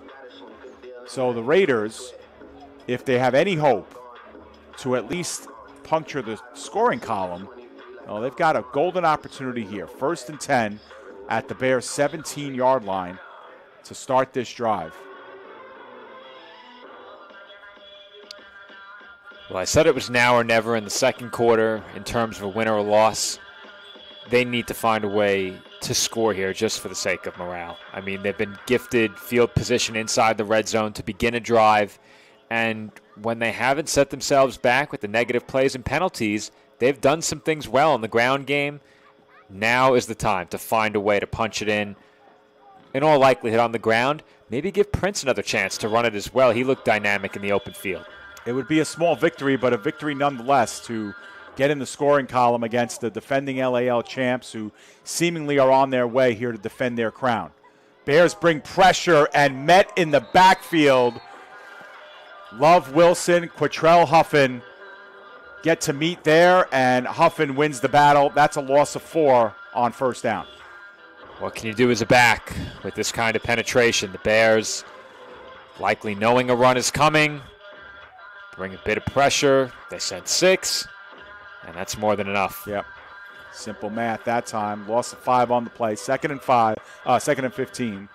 And, we don't have official stats for these games, but I'm sure if we go back, and if the Raiders had, the ball 10 or 12 times and it was 1st and 10, I think the result of that first down, Joe, had to be a negative play at least 2/3 of the time. I mean, they've just gone backwards on just about every first down, whether it's a penalty or a failed run. It's like Groundhog Day out there. Yeah, there's really not much that these backs can do either when you have the Bears defensive front immediately in your face as soon as the handoff is made. And even as a thrower, not much time to get rid of the ball, and when there's been time, that's early movement by the right tackle there. Back them up 5 more. Oof. 2nd and 20. But even when there has been some time to throw and receivers have come open, the ball just isn't getting there. So it's, a situation where you haven't really executed on offense in any area. But that being said, early in this game, when it was 16-0 and they had the ball in the red zone, that was their time. They very easily are in this game if they score there. Empty backfield. The throw dropped by number 21, Stephon Fuller Sr. It'll be 3rd down and long coming up. Now, obviously the game is not over just yet, but, the East Penn Raiders look like they are going to fall in this one. And let's not forget here that they were a team that was actually on pause for a little while. Not that they had folded the organization, but they had put the team kind of on pause for a while, and they returned this year. And it's saying a lot for the East Penn Raiders that they decide to come back and play in the summer, summer football, and they decide to enter the LAL, and really where there were 3 powerhouses, the Bears, the Seminoles, the Pharaohs, of course, the Jersey Sharks started in the LAL, and they knew they were kind of going to be the black sheep of the league, and what they've done has been, really impressive, Joe, because they've stayed with it. A lot of teams, I'm not saying they would have folded, but it's very easy to kind of give up, throw in the towel, but they play hard every single week. And like we said during pregame, they were legitimately one of the teams that really improved from week 1 to now wherever we are, week 8, week 9. Well, plays like that one, you just have to have it. You have to have it, and it's been that kind of night for the Raiders, unfortunately. But to your point, they do deserve a lot of credit, and, it shouldn't be understated as well. The league needed them. Yeah, sure. You need that fourth team, and if they don't make it through, then obviously things look very different at this point in the season. So they deserve a lot of credit, and credit for the way they improved throughout the season as well. But, it was just this kind of night for the Raiders, and it wasn't often that they had to look like this, able to throw, or at least step up through the pocket and then throw. But that's a wide-open reception. There's enough of a cushion there. You're not going to take a huge hit. That's when you have to have. And you'd like to think that for head coach Billy Minnick and his team, they've laid some of the groundwork for what could be a very good future here for this East Penn organization. And, very similar to the New York Bears, Joe, when we first got introduced to the Bears, they were a part of the EFA, and they had actually suspended their team during COVID.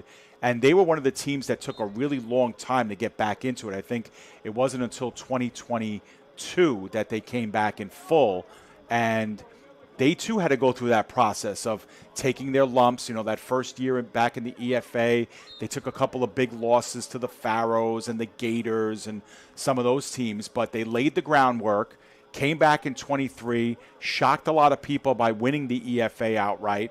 Then they move on to the LAL, shock everybody by winning the LAL, and now here they are on the doorstep of repeating as champs, or having the opportunity to repeat as champs. It's been quite a journey for this team, but they, similar to East Penn, had to start, by pressing the reset button.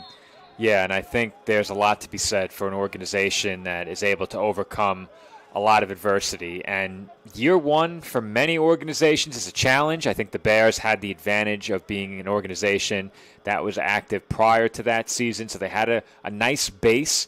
But in the EFA, playing in that first season, which was also our first season on PDF, sure. I do believe they played in the first game we ever covered. I think Bears-Pharaohs was game 1, and they did lose that game, but it was a closely competitive game. It was not a game where the Pharaohs ran away with it. If I recall, that was a game that came down to the final quarter. Yeah. The final couple of drives. I've probably watched it 2 or 3 times already, it being our first game, but it was a lot of fun. And watching this organization grow has been a lot of fun. It's been a while since I've seen them play, as that pass is incomplete. But I'm trying to recall the last time I covered them, and I think I may have had their game against the Sharks last year, maybe. But if not, then it's been a while. Yeah. Yeah, I think the Sharks game. I think I did have them last year. Yes, you did. Yes, you did. Yes, I thought you did. so. Yep. That's right. It was the year before, I think, that I had them. I had the Sharks-Bears game, or maybe you covered the playoff game, Joe, if I'm not mistaken. I definitely had a game against the Bears. I had a Sharks-Bears game, and it was 6-0 Sharks. But the game that you had, the Bears won that game. They won. Yeah, it was. I think that was the playoff game. Yeah, I think it was the playoff game. So Juan Rodriguez here on 3rd down and long. He's had a great, outstanding day. No flags were thrown there. That one into heavy traffic. Tip drill, and Cruz gets the interception. And that's the 3rd Bears turnover of this half. And the Raiders will get the ball back at the 25-yard line. That ball was an absolute dart that hit into 2 or 3 different open arms. And via the tip drill, Cruz picks up the interception. Now, if you're the Bears, are you at all concerned about a bit of sloppiness in the second half heading into a championship? Yeah, I am. Whenever you're a team, Joe, and we covered a high school game, and we said this last night as well. Whenever you're a team that's heavily favored, I think the number one thing you want to get out of the game is playing good, clean, sound, fundamental football. And when you turn the ball over 3 times and a half on the eve of what's going to be a championship, I'm not going to lose sleep over it so much, but it does concern me a little bit. I want, especially with a 22-0 halftime lead, you want to be able to tell your team, listen, we have 30 minutes and we want to, play good, clean, fundamental football, and that's not it. Throwing it into a crowd, not it. A couple of other, turnovers, the fumble on the one play, things that they got to clean up. And, certainly not the way you want to end here on your home turf, too. I'm shocked at how much they've thrown it in the second half. Yeah, me too.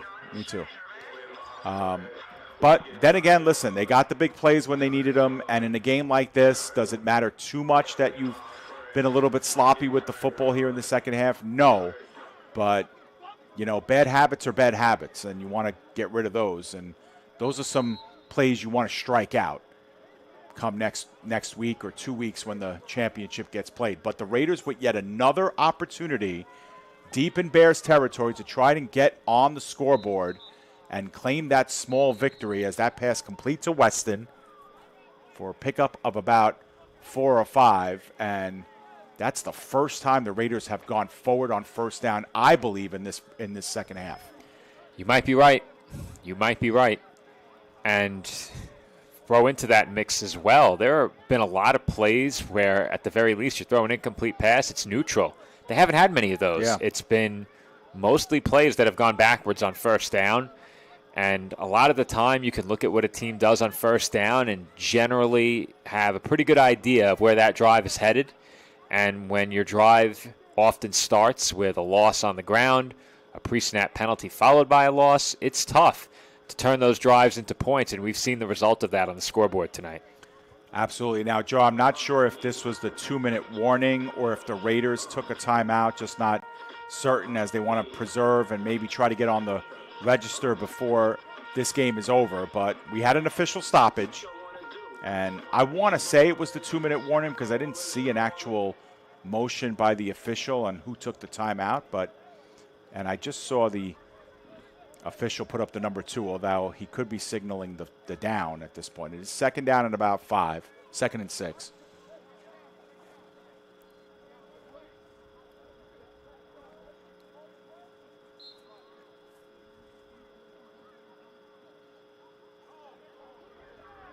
Empty backfield this time for Prince, who's got 4 wide receivers and the tight end on the left side, and that's an errant snap. And Prince tries to pick it up and do something with it, gets out of trouble, but gets swallowed up at the 50-yard line. Joe, that is a loss of 28 yards on second down. Well, I said it earlier, Dave. You don't often see a third down and 25-plus 3 times in a game. I think we've seen 3rd and 30-plus 3 times. Yeah, I would agree with that, and it's just been one of those nights. And I think the part of this that kills you if you're a part of the East Penn side is that a lot of these negative plays are they're your fault. That the Bears haven't done anything. That's just a simple your quarterback is in shotgun formation. There's nobody else in the backfield, and just an errant snap. And that goes, wide left and low of the intended target, and it ends up this. And quite possibly an injury to your quarterback, Prince, as well. Yeah, I think if you're the Raiders now, you're probably running the ball out the rest of the way, in my opinion. I think with a play like that and your quarterback taking a hit that may or may not have taken him out of this game, you probably run the ball here, punt it, and head out.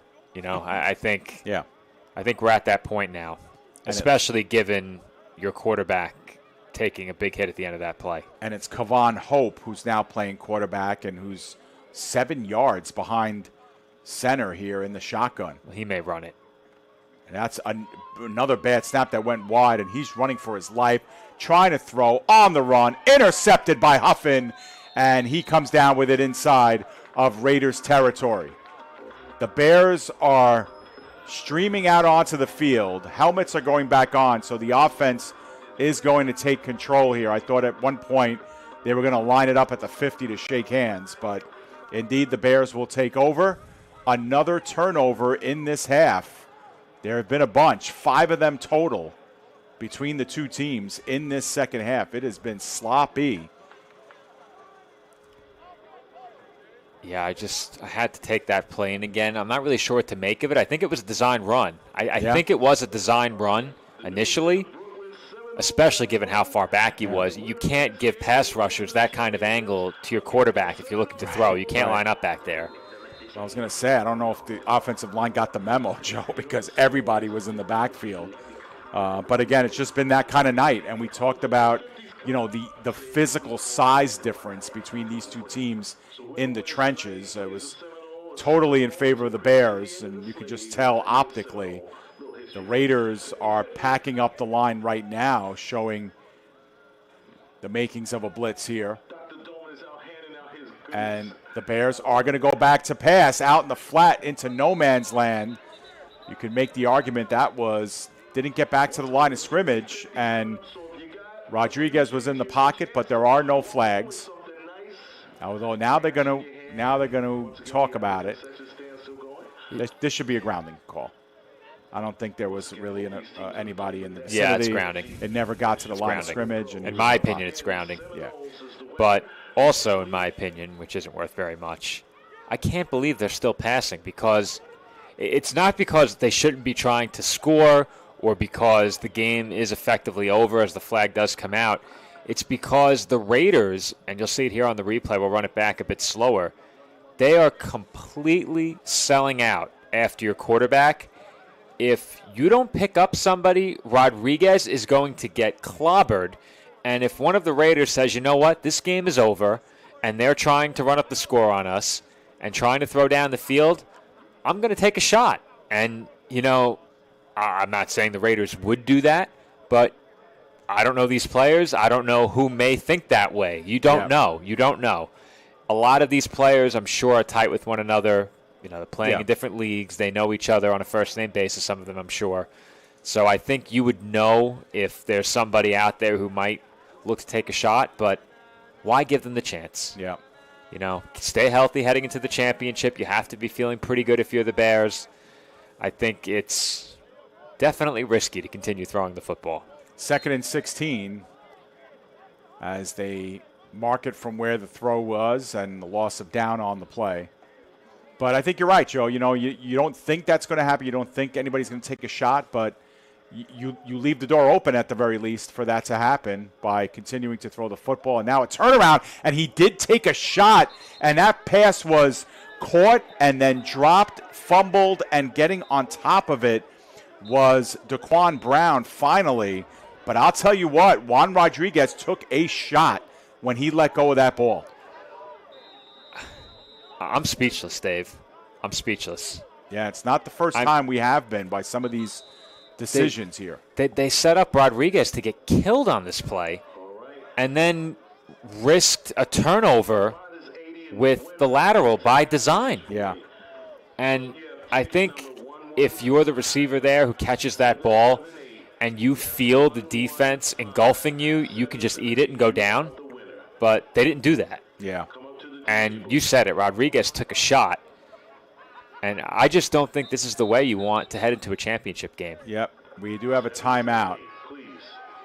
And that's it. I think that's the end of the game, Joe. That was the final play? Yeah, and I think... But did they call the game or did time run out? I think they called it, Joe. I think the agree. officials did. I think the coach of East Penn, Billy Minnick, came out, and he met with the officials, and right then and there, the timeout, official timeout on the field was called. We have some players who are getting engaged a little bit here, but it looks like cooler heads are prevailing, embraces and high fives and handshakes all around. And, Joe, the Bears came in as the marked favorite, overwhelmingly perhaps. They lived up to the billing. 28-0 is our final. Maybe not what we expected and the way we expected it, but certainly the score makes reference to the fact of how dominant the Bears have been over this team this season. And I think if you look at what the Bears did before this game was decided, you have to be pretty happy with it. I think the game effectively was decided once they scored their final touchdown. So what happened after that, maybe you can discount it and, put it out of mind. But it was a bit of a sloppy finish. It was an overall sloppy game for the Raiders. But like I said, Dave, this game is completely different if East Penn goes on to score a touchdown, trailing 16-0, ending up in the third down and almost 30, and then turning the ball over. I think that's where this game ended effectively, because the Bears got it back, aired it out, went straight down the field and scored a touchdown to go up 3 possessions, and from there, they never really had to sweat it. The League of All Leagues championship is set. The top 2 seeds have punched their tickets into the final. The New York Bears will take on the Brooklyn Seminoles in the LAL championship. When that game gets played, of course, be sure to consult with the LAL social media as well as the Bears and Seminoles social media for the date, time, and location of that game. We want to thank everybody affiliated with the New York Bears organization. This was a New York Bears broadcast. Special thank you to team owner James Dolman, of course, Jason Walker, and all the crew here in Torn Valley for hosting us. For our camera operator, Patrick Gialorenzo, for Joe Foreman, my name is David Pizzuto, wishing you a great evening, a great rest of the weekend, and thank you for joining us here on the PDF Sports Network. Once again, your final score, the New York Bears 28 and the East Penn Raiders 0.